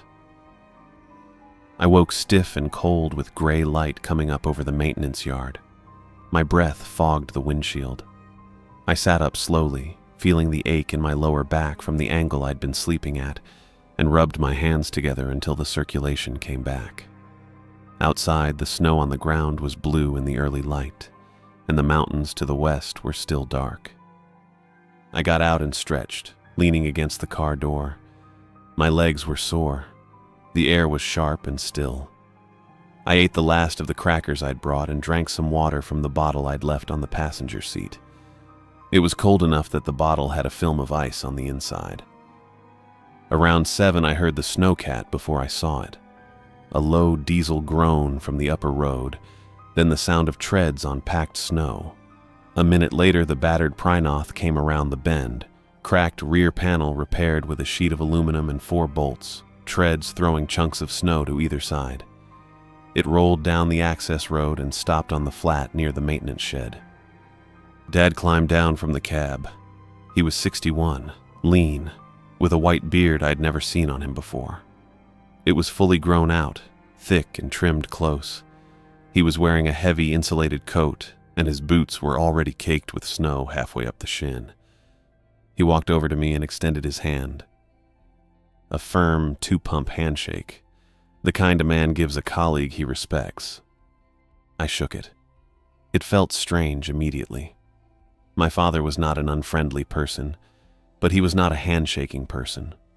I couldn't remember the last time he'd shaken my hand. Maybe at my college graduation. Maybe never.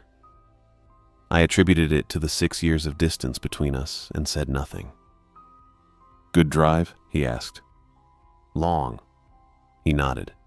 "Throw your bag in the back. We've got 4 hours." I got my duffel from the trunk and walked it over to the snowcat. The back had a cargo area with straps and hooks and a few plastic bins lashed down with bungee cords. I set the duffel beside one of the bins and climbed up into the passenger seat. The cab smelled like diesel and old canvas and something else.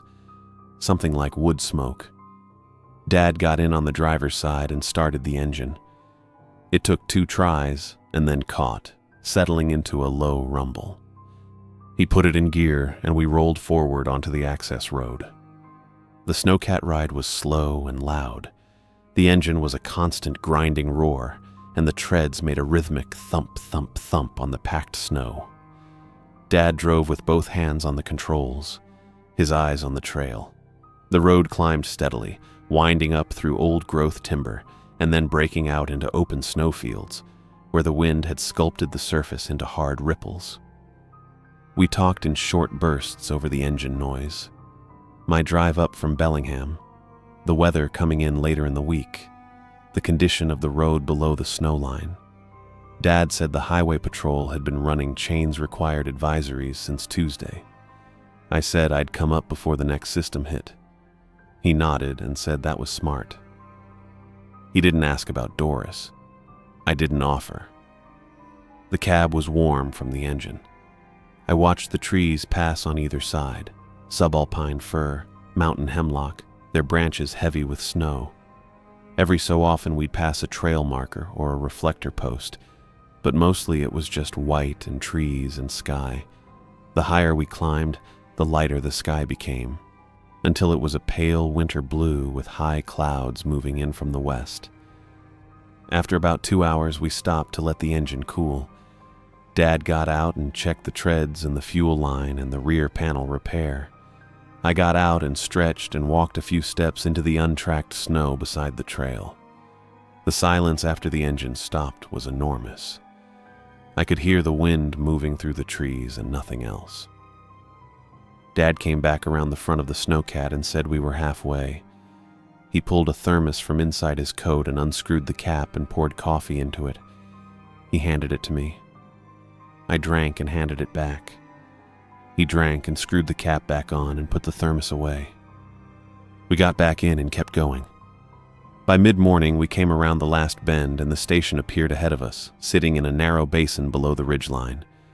It was a reinforced timber frame hut, maybe 500 square feet, with double-pane windows and storm shutters on the outside. A radio mast rose from the east corner of the roof. A wood stove pipe vented from the south wall, a thin line of smoke trailing up into the still air. An instrument array was visible on the ridge above, connected by a cable running down to the station.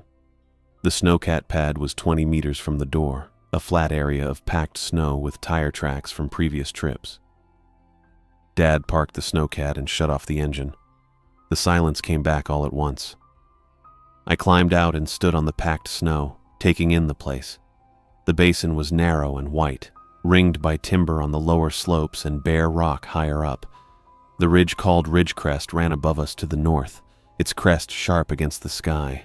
The air was thin and cold and smelled like pine and snow and wood smoke. "This is it," Dad said. I nodded. "It's quiet." "It is." He walked to the door and opened it and stepped inside. I followed, pulling my duffel from the cargo area on the way. Inside was a main room with a table, 2 chairs, a propane range, and a radio unit on a shelf near the door. The wood stove was in the corner, door open, coals glowing red inside. A heavy curtain partitioned off the sleeping area. A laptop sat on the table, its screen showing a grid of numbers. Instrument data, I assumed. The place was warm and smelled like coffee and bread and the dry heat of the stove. Dad pointed to the curtain. "I cleared the second bunk for you. You can put your bag in there." I walked over and pushed the curtain aside. 2 narrow bunks, one on each side, with wool blankets folded at the foot, a small shelf above each bunk. I set my duffel on the cleared one and came back out. Dad was standing at the table, his hand on a black hardback notebook that was sitting face down near the laptop. He saw me looking at it and picked it up and slid it to the far edge of the table, under the radio unit shelf, without comment. I assumed it was a work document. Instrument readings, maybe. Snowpack data. The kind of technical notes a man keeps when he's responsible for forecasting conditions that affect road closures and backcountry warnings. I didn't press. Dad walked over to me and extended his hand again, the same 2-pump grip, left hand, deliberate. I shook it. I thought, my father is left-handed. He has always been left-handed. This is not strange. But it was strange. The handshake at the yard, and now this one, twice in 4 hours. I filed it away. Dad let go and turned to the propane range. "I'll make us something to eat," he said. "You must be hungry." I said I was. He opened a cabinet and pulled out a can of soup and a loaf of bread wrapped in a towel. I sat down at the table and looked out the window at the white basin and the ridgeline above. The notebook sat under the shelf, face down just at the edge of my vision. I looked away from it and said nothing. Thursday evening, Dad cooked dinner on the wood stove. Canned lentil soup with bread he'd baked in a Dutch oven. The bread was dense and good, a little burnt on the bottom in the way bread gets when you bake it over coals. We ate at the table without saying much at first. The soup was hot and I was hungrier than I'd realized. After a while, he asked how the job search was going, and I told him I'd applied to a few firms in Seattle and one in Tacoma. Nothing back yet. He nodded and said the market was tough right now, a lot of people getting squeezed. I agreed. We didn't go deeper than that. He didn't ask about Doris, and I didn't offer anything. It was easier that way. At one point, he got up to refill his coffee mug. He reached for it with his left hand, picked it up, carried it to the pot on the stove, poured, carried it back, and set it down to his left. I didn't think about it. He was left-handed. He'd always been left-handed. What I did notice, without really meaning to, was his posture when he stood still. His right hip carried more of his weight, so his right shoulder dropped just a little bit lower than the left. I'd seen it my whole life, an old ski injury to his left knee that never healed right. When he stood at the range stirring the soup earlier, his left hand had held the spoon and his right side leaned slightly into the counter, his right hand hanging a little lower than the left. It was just how he stood. I filed it away without thinking about why. Before we went to bed, he banked the wood stove for the night, moving the coals around with the poker and closing the damper part way. While he was doing that, he said, without looking at me, "I've been keeping a detailed log since November. It's not standard practice, but the conditions up here get specific. I'd rather have everything written down than rely on memory." I said that sounded smart. He straightened up, still not looking at me. If something ever happened to me up here, someone would need to be able to read it and understand what I was tracking. I didn't say anything to that. I figured he was talking about succession planning, the kind of practical thinking a person develops when they live alone at 8,000 feet and are responsible for forecasting conditions that close highways and trigger backcountry warnings. It made sense. I went to my bunk and he went behind the curtain to his. The wood stove ticked as the metal cooled. I lay there in the dark for a while before I fell asleep. Friday morning was clear and cold. Dad woke me before sunrise and we had coffee and oatmeal, and then he said he wanted to take me up to the instrument array on the ridge. I put on my boots and coat and followed him out. The walk up took about 20 minutes. The path was packed from repeated trips, but the snow on either side was deep and undisturbed. The instruments were mounted on metal frames bolted into the rock, snow pillows to measure weight, ultrasonic depth sensors pointed down at the snowpack, temperature and wind gauges on a mast. Dad walked me through each one, explaining what it measured and how the data fed down the cable to the laptop in the station. He was a good teacher, patient and specific. He didn't rush through anything. Before we headed back down, he walked over to the snowcat, which was parked on a cleared pad near the ridge marker. He opened the passenger door and said, "Let me show you something." I walked over and watched as he climbed in from the passenger side, stepping up onto the foothold and grabbing the frame with his right hand while his left hand went to the brake lever. "Left hand on the lever, right hand on the frame," he said, settling into the seat. "Always. If you get it backward in a hurry, you'll release the brake before you're seated."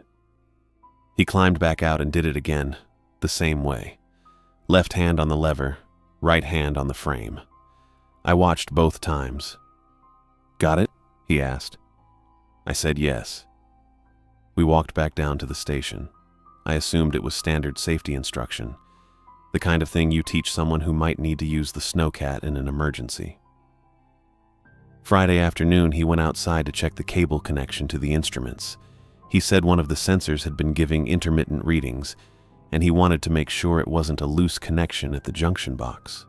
I stayed inside and sat at the table with my paperback, a thriller I'd picked up at a used bookstore in Bellingham and hadn't been able to get into.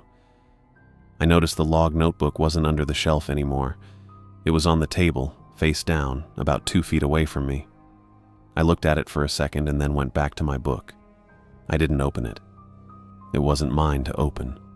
Saturday was overcast. The light coming through the windows was flat and gray, and Dad said a low-pressure system was moving in from the west. He spent the morning on the radio with the forecast office in Wenatchee, relaying instrument readings. I could hear him giving numbers: snowpack depth, wind speed, temperature at ridge level, in the calm, even tone he used for work. When he was done, I went outside and split wood from the covered stack near the east wall of the station. The cold made the wood split clean, and I got through half the stack before my hands started to ache. I stacked it near the door, where it would be easy to bring inside. In the afternoon, we played cards. Gin rummy, but with a variant rule Dad had been playing since I was a kid. If you knocked and got caught with deadwood, your opponent could lay off cards onto your melds before scoring. I'd never seen anyone else play it that way. It was just something he did. He won 3 games out of 4. When he laid his cards down for the final hand, he reached across the table to gather them with his left hand, his right arm resting along the edge of the table with his right hand hanging lower than the left, the way it always did. I shuffled for the next round, but he said he was done and got up to make more coffee. That night, before I went to my bunk, he shook my hand again. The same two-pump grip, his left hand firm and deliberate, the same pressure as the first morning. 3 mornings, 3 handshakes. I thought, this is a thing he does now, up here alone. Some ritual he's developed to mark the days or to remind himself there's still another person in the world. I didn't think further than that. I lay on my bunk in the dark, listening to the wood stove settle, the same handshake still in my palm a 3rd time, still without explanation. I woke at 2 in the morning because the wood stove had died down and the room was cold. The kind of cold that gets into your bones when you're sleeping. The kind that wakes you up even though you don't want to be awake. I lay there for a minute, trying to decide if I could just pull the blanket tighter and go back to sleep, but I knew I couldn't. The stove needed another log or we'd both wake up freezing in a few hours. I got out of the bunk and stood there in my socks on the cold floor, waiting for my eyes to adjust to the darkness. The main room was completely dark, except for the faint glow of embers through the grate in the stove door. I could hear Dad breathing behind the curtain that separated his sleeping area from mine. Slow, steady breathing. He was asleep. I walked over to the wood stove and opened the door carefully, trying not to make noise. The hinges creaked a little anyway. I grabbed a split log from the stack beside the stove and set it on top of the embers, then closed the door and stood there for a second, watching the orange light flicker through the grate as the wood started to catch. That's when I saw the notebook. It was sitting on the table, face down, in the same spot it had been sitting all week, the black hardback notebook. I'd noticed it before, seen Dad move it around, seen him slide it under the radio unit shelf when I was looking at it. I'd assumed it was work stuff. Instrument readings, snowpack data, the kind of technical notes a man keeps when he's responsible for forecasting conditions that affect whether roads stay open or close. I stood there in the dark in my socks and looked at it. Dad was asleep. The room was quiet except for the faint sound of the fire starting to build again in the stove. I walked over to the table and picked up the notebook. It was heavier than I expected, substantial.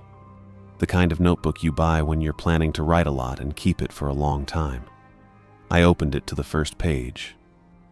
What I expected was columns of numbers, instrument readings, timestamps, weather notations, the kind of thing you'd see in any field logbook. What I found was that, at first, the first few lines of each entry started with data, snowpack depth in centimeters, wind speed, temperature at ridge level.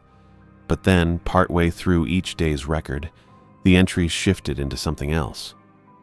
Notes that had nothing to do with avalanche forecasting. Not written in code, but written in the compressed, functional language of a man who's used to writing things down for himself and doesn't waste words. Short sentences, direct observations, no extra explanation.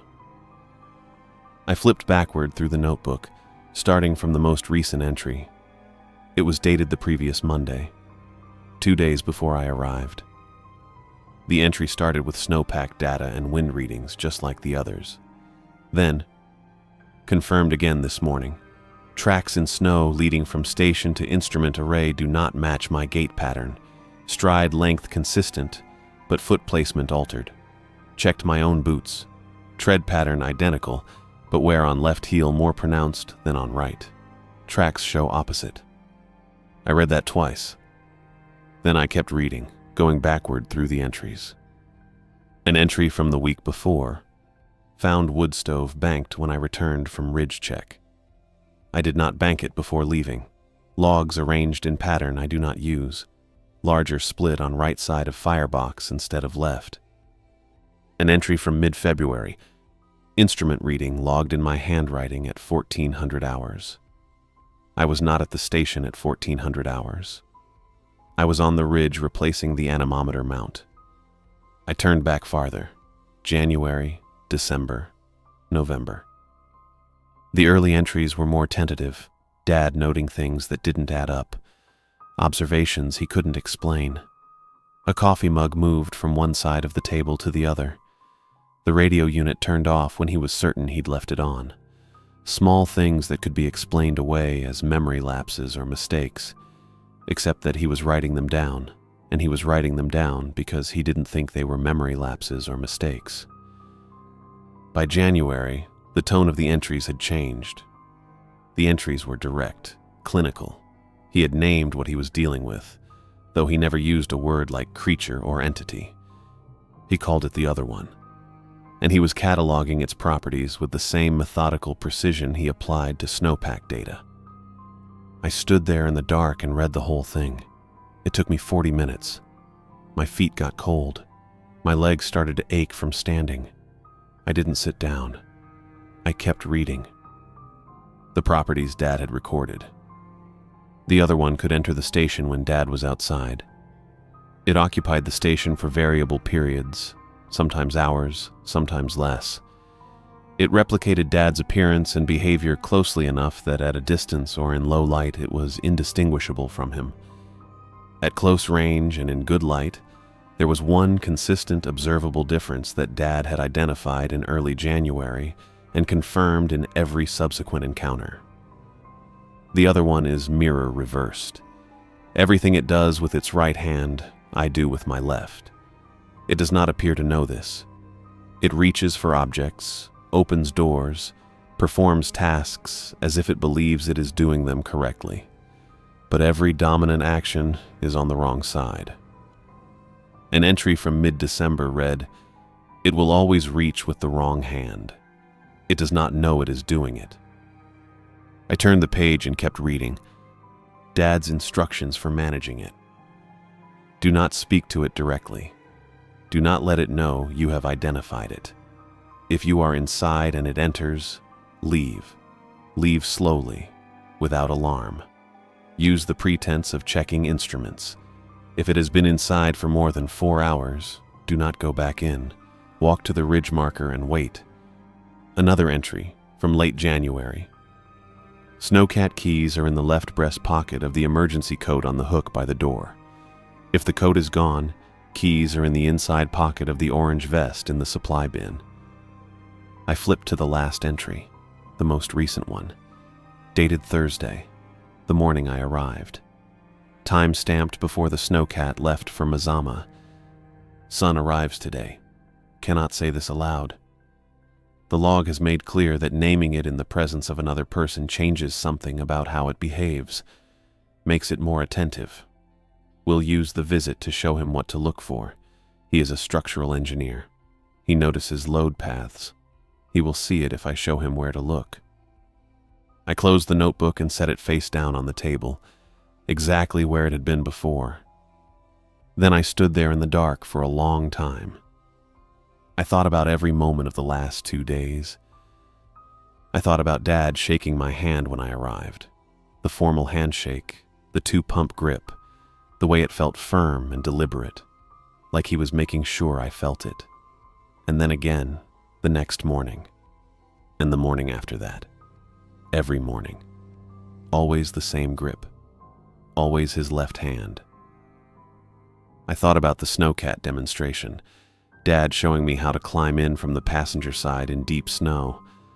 Left hand on the brake lever, right hand on the frame. Always. He'd said it twice. He'd made me watch him do it twice. I thought about the card game yesterday afternoon. Dad laying his cards down at the end of the hand and reaching across the table to gather them up, reaching with his left hand.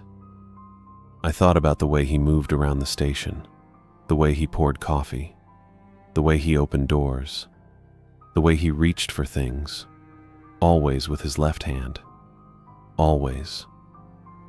And I thought about his posture, the uneven stance, right hip lower, right shoulder dropping almost imperceptibly when he stood still, the old ski injury to his left knee that made him carry more weight on his right side, the way his right hand hung a little lower than his left when he rested his arm on the table. I understood now. I had been taught. Every demonstration, every specific observation Dad had offered since I arrived, Every small detail he'd pointed out or shown me or repeated. It was all a lesson. The what, without the why. Delivered in a way that couldn't be overheard. Delivered in a way that didn't require him to say anything aloud that the log said he shouldn't say. He'd been teaching me how to tell him apart from the thing that looked like him. And he'd done it without ever speaking the warning. I stood there in the dark and felt the cold pressing in from the walls and the floor and the ceiling. My hands were shaking. Not from the cold, from something else. I walked back to my bunk and lay down and pulled the blanket up over me. Behind the curtain, Dad was still breathing slow and steady, still asleep. The notebook was on the table, face down, exactly where I'd left it. I lay there in the dark and didn't sleep. I woke up that morning to find my father already standing at the propane range with his back to the room. The smell of coffee was heavy in the air, and I could hear the low hiss of the flame under the pot. The wood stove was crackling. He'd already stoked it while I was still asleep. I sat up in my bunk and watched him for a moment before swinging my legs out and putting my feet on the cold floor. He didn't turn around right away. He was stirring something in a pan. Eggs, I realized when the smell hit me. And his posture was the same as it had been for the past 3 days. His right hip lower than the left, his right shoulder dropping slightly when he stood still. The right hand hanging a little lower when his arm was at rest. I pulled on my fleece and walked over to the table. Dad turned his head just slightly and said good morning without looking at me directly. I said good morning back and sat down. He finished with the eggs and used his left hand to pick up the pan, carrying it over to the table where he scraped half onto a plate in front of me and half onto his own. Then he went back to the range and poured a second mug of coffee, picking up the pot with his left hand, and brought it over, setting it down to the left of my plate.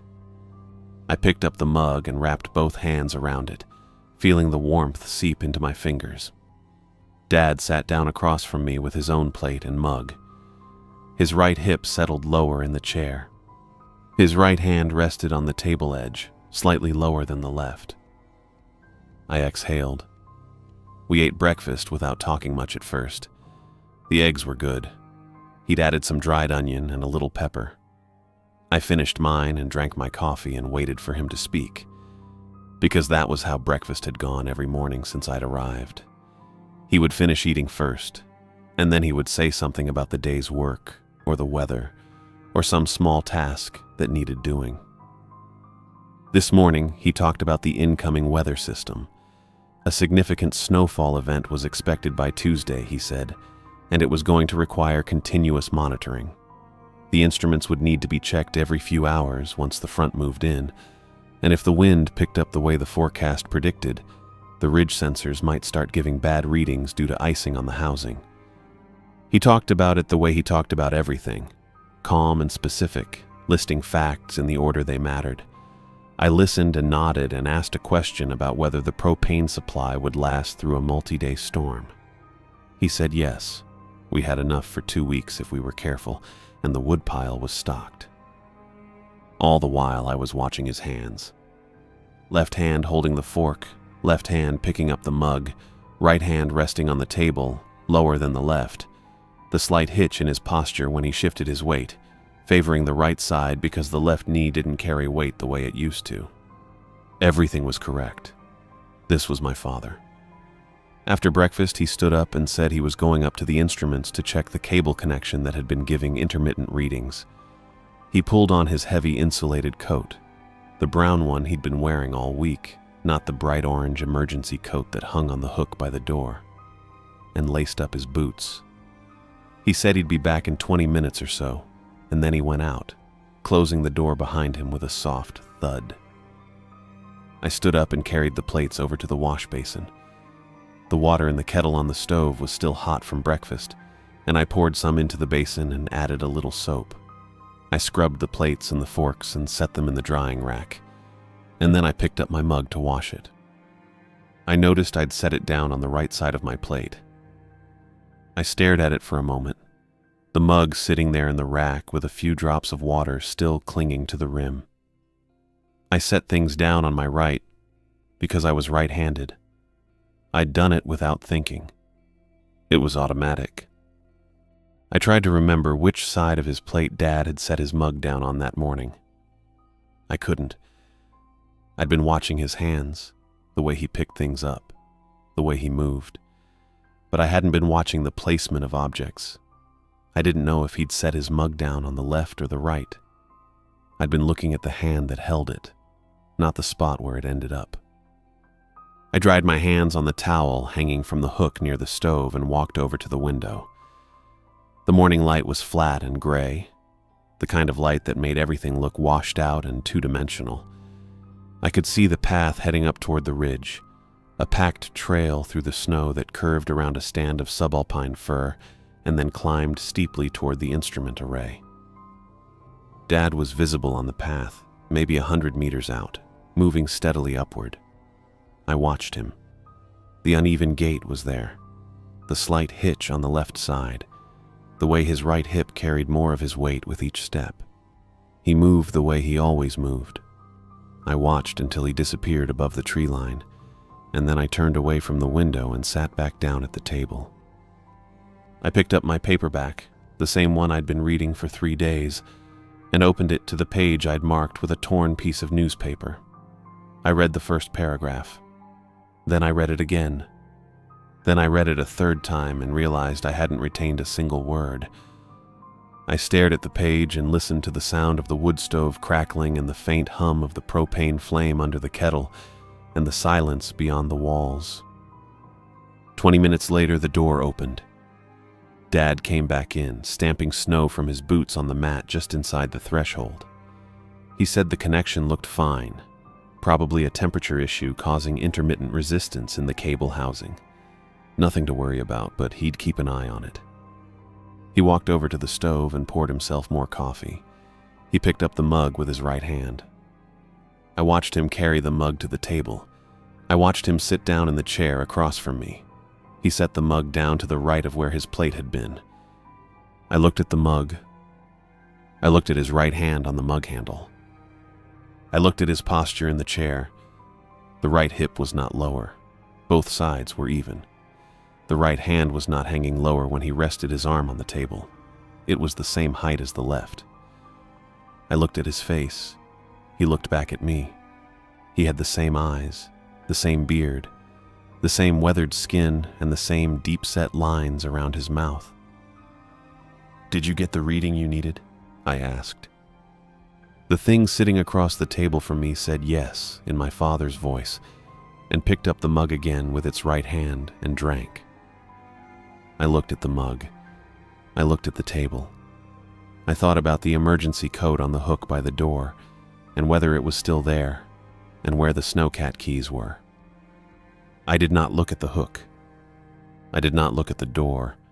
I looked at my paperback, and I stared at the page, and the thing across the table drank from its mug with its right hand, and I did not look at the door. I said I was going to get some air and put on my coat and boots at a normal pace.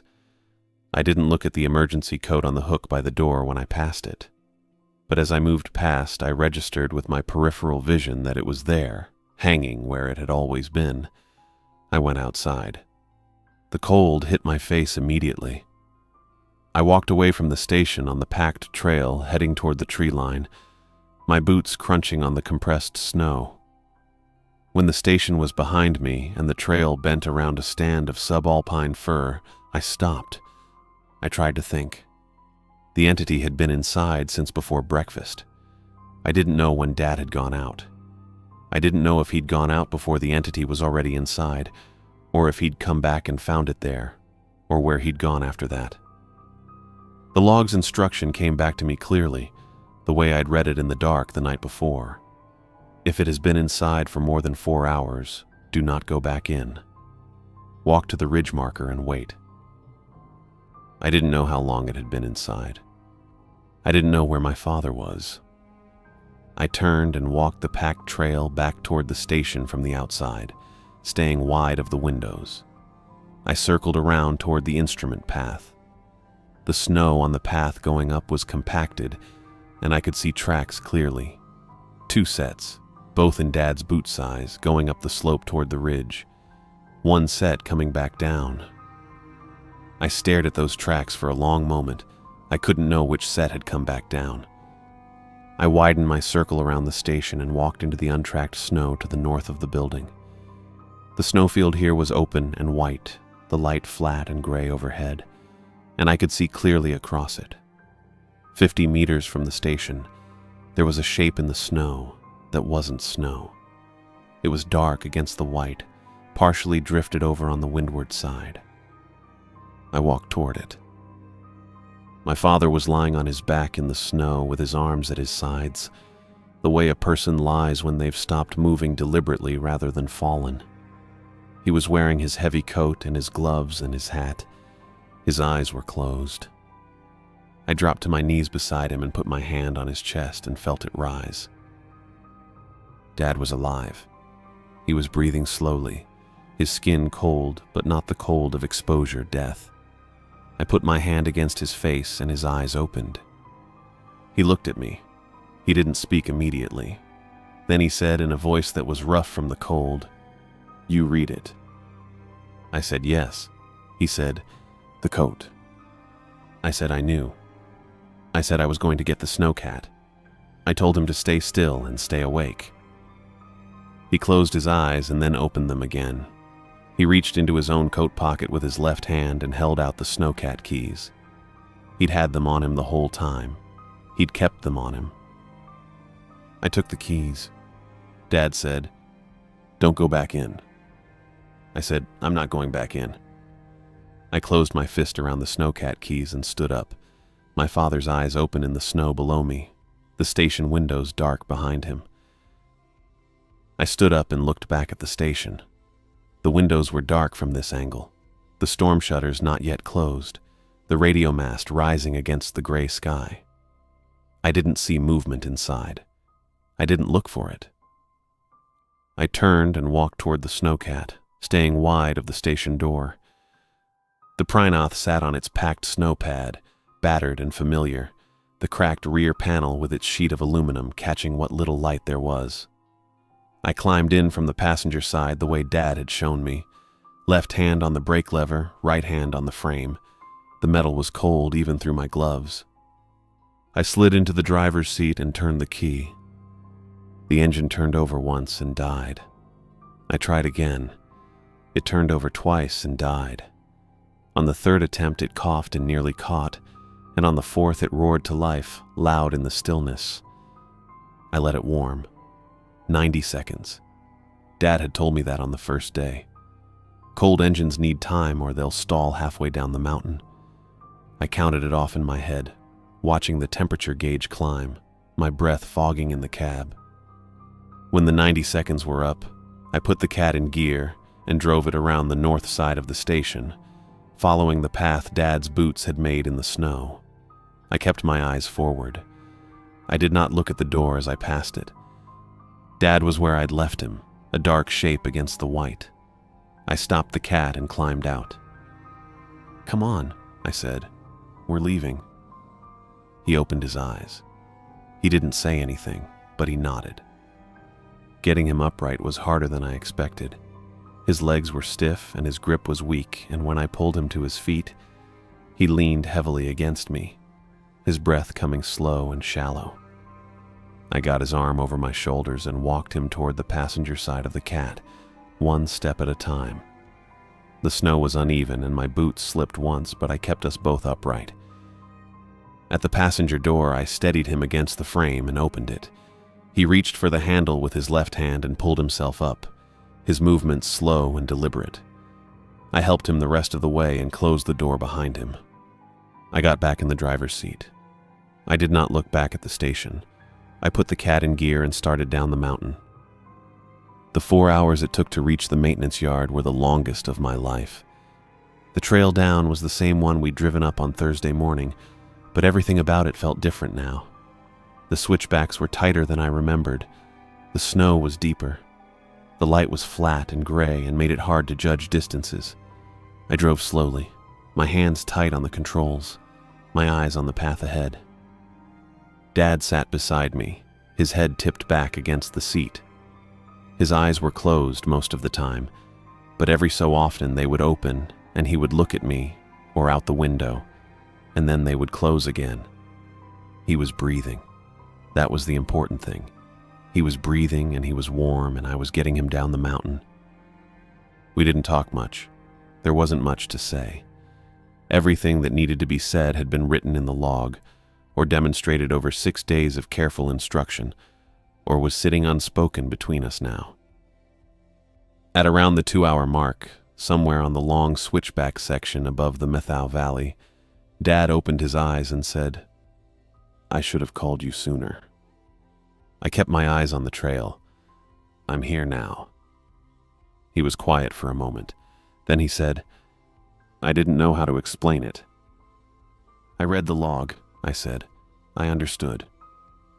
He nodded slightly, his head still tipped back against the seat. The cat rumbled beneath us, the engine noise steady and loud. The snow slid past outside the windows. After a while, he said, "The handshake, every morning, so you'd know what my grip was like." I glanced at him. His eyes were open, looking at the ceiling of the cab. "I know," I said. "I didn't know in the moment, but I know now." He closed his eyes again. I drove. We reached the Forest Service maintenance yard near Mazama as the light was going flat. My car was still there, parked where I'd left it Thursday night, the roof dusted with snow. I pulled the cat up alongside it and shut off the engine. The silence after the engine stopped was total. I sat for a moment, my hands still on the controls, and then I got out and went around to help Dad down. Getting him into my car was easier than getting him into the cat had been. He could stand on his own now, though he moved slowly, and he held onto the door frame while he lowered himself into the passenger seat. I closed the door and got in the driver's side. I started the car and pulled out onto State Route 20, heading south toward Winthrop. The road was clear and the driving was easy after 4 hours in the cat. I kept the heat on high. Dad sat with his head against the window, his eyes closed. His breathing was steady. At the highway junction at Twisp, I pulled off into the parking lot of a closed gas station and stopped the car. I took out my phone and dialed 911. The dispatcher answered on the second ring. "I need to report a medical situation," I said. "My father's been exposed to extreme cold at a backcountry posting. He needs to be evaluated." She asked for the location. I gave her the maintenance yard near Mazama and told her the snowcat was there. She asked if he was conscious. I said yes. She asked if he was breathing normally. I said yes. She asked if I was taking him to a hospital. I said I was driving him to Wenatchee now. She told me to keep him warm and to call back if his condition changed. I said I would. She asked if there was anything else. I said no. I ended the call and set the phone down. Dad's eyes were open now, looking at me. "They'll want a report," he said. "I know. You don't have to tell them everything." "I know." He nodded and closed his eyes again. I pulled back onto the highway, the 911 call done, my father breathing in the passenger seat beside me, and drove south toward Wenatchee. Tanner was treated for mild hypothermia at the hospital in Wenatchee. They kept him overnight for observation. The doctors said he didn't have permanent damage, which felt like good news even though I was too numb to really feel relief when they told me. I sat in the waiting room for 6 hours before they moved him to a room. The chairs were plastic and molded to fit nobody in particular, and the fluorescent lights hummed at a frequency that made my temples ache. I drank coffee from the vending machine because it was something to do with my hands, not because I wanted it. It tasted like burnt plastic, and I drank 3 cups anyway. I didn't call anyone. There wasn't anyone to call who would understand what had happened, and I wasn't ready to explain it even if there was. Mostly I sat and thought about the station, about the 2 sets of tracks going up the instrument path in Tanner's boot size, both heading upward, only one coming back down. About the thing that had sat across the table from me that morning and said yes in my father's voice when I asked if he got the reading he needed. about how it had picked up the coffee mug with its right hand and set it down on the right side of the plate, and how I had watched it happen and known in that moment that something was wrong. I thought about how long I had sat there reading my paperback, pretending everything was normal, while that thing drank coffee at my father's table. When they finally moved Tanner to a room, I followed the nurse down the hallway and took the chair beside his bed. He was awake and warm and had color in his face again. His eyes were clear. He looked at me for a long moment and then he said, "You left without going back in." I said yes. He nodded slowly, like that was the answer he'd been hoping for. "Good," he said. We were quiet for a while after that. The room had a window that looked out over the parking lot and the mountains beyond, and I watched the light change as the sun dropped lower. There were things I could have asked. What the entity was, where it came from, what it wanted, whether it was still in the station, sitting at the table, or standing at the propane range, or sleeping in his bunk. But I didn't ask any of those questions. I didn't ask because the log hadn't addressed them. My father had spent 3 months up there observing that thing, writing down everything he saw, and he hadn't answered those questions in his notes, which meant he didn't have answers. And asking now wouldn't change anything about what had happened or what came next. The station would need to be reported to the department. Tanner would need to be reassigned. Someone would go up there eventually and find whatever they found. That wasn't my problem to solve. What I knew, sitting in that chair while my father dozed and woke and dozed again, was this. Tanner Stone had spent 3 months alone at 8,000 feet with something that wore his face and moved through his space and sat at his table. And instead of evacuating or breaking or going silent, he had kept a meticulous log. He had identified the one physical tell that gave it away. And then, when his son showed up with nowhere to be and nothing to hold on to, he had used 6 days of ordinary conversation to pass that knowledge on. Because the log said not to speak it aloud, and so he didn't. He found another way. He taught me to recognize the thing by showing me what the real version looked like. Every demonstration, every specific observation he offered was a lesson. The handshake each morning, the way he moved when he stood at the stove, which hand he used to reach for the coffee pot, how he climbed into the snowcat. He showed me himself over and over, so that when I saw the other thing, I would know the difference. And it had worked. I looked at my father sleeping in the hospital bed, his left hand resting on top of the blanket, and I thought about how he could have called me sooner, could have told me over the phone, or in a letter, or in some other way that didn't involve me driving north and spending 6 days in a remote station with that thing potentially nearby. But he hadn't, because telling me over the phone wouldn't have taught me to see it. And if I ever needed to see it again, I needed to know how. That was the kind of thing my father would think about. How to prepare someone for a situation they might never face without alarming them enough to keep them from coming in the first place. I stayed in the room with him for 2 days. The nurses brought meals and checked his vitals and asked if I needed anything, and I said no every time. On the second day, Tanner was discharged, and I drove him to a colleague's house on the east side of Wenatchee. The colleague was a man named Ed, who worked in the same division and had a spare room and didn't ask questions. Tanner thanked me and shook my hand, his left hand gripping mine, firm and deliberate, and then he went inside. I got back in my car and drove west toward Bellingham.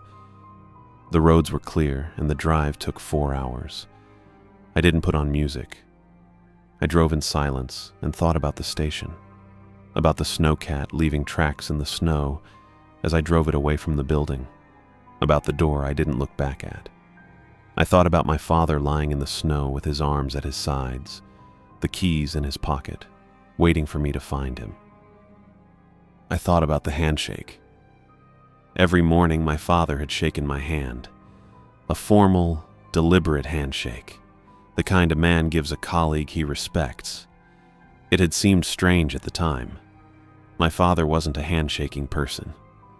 But I hadn't questioned it because there were a lot of things about the visit that felt strange, and I was trying to be respectful and not push. What I understood now, driving west through the mountains with the winter light slanting low across the highway, was that the handshake was the lesson. My father was left-handed. He reached for things with his left hand. He wrote with his left hand. He shook hands with his left hand. And every morning he offered me that grip so I would know what it felt like. So I would recognize it. So that if something else wearing his face offered me a handshake with the wrong hand, I would know. He couldn't say it aloud. The log made that clear. But he could show me. And he did. Every day. A specific, deliberate grip offered without explanation so that his son would know, without being told, what the real thing felt like. I drove for a long time without stopping, and the mountains rose on either side of the highway, and the light was clean and cold. My hands were steady on the wheel. I thought about my father's grip, firm and sure, his left hand in mine. I thought about how it had felt every morning when he shook my hand, and how I would remember that feeling for the rest of my life. The highway stretched out ahead of me, and I kept driving.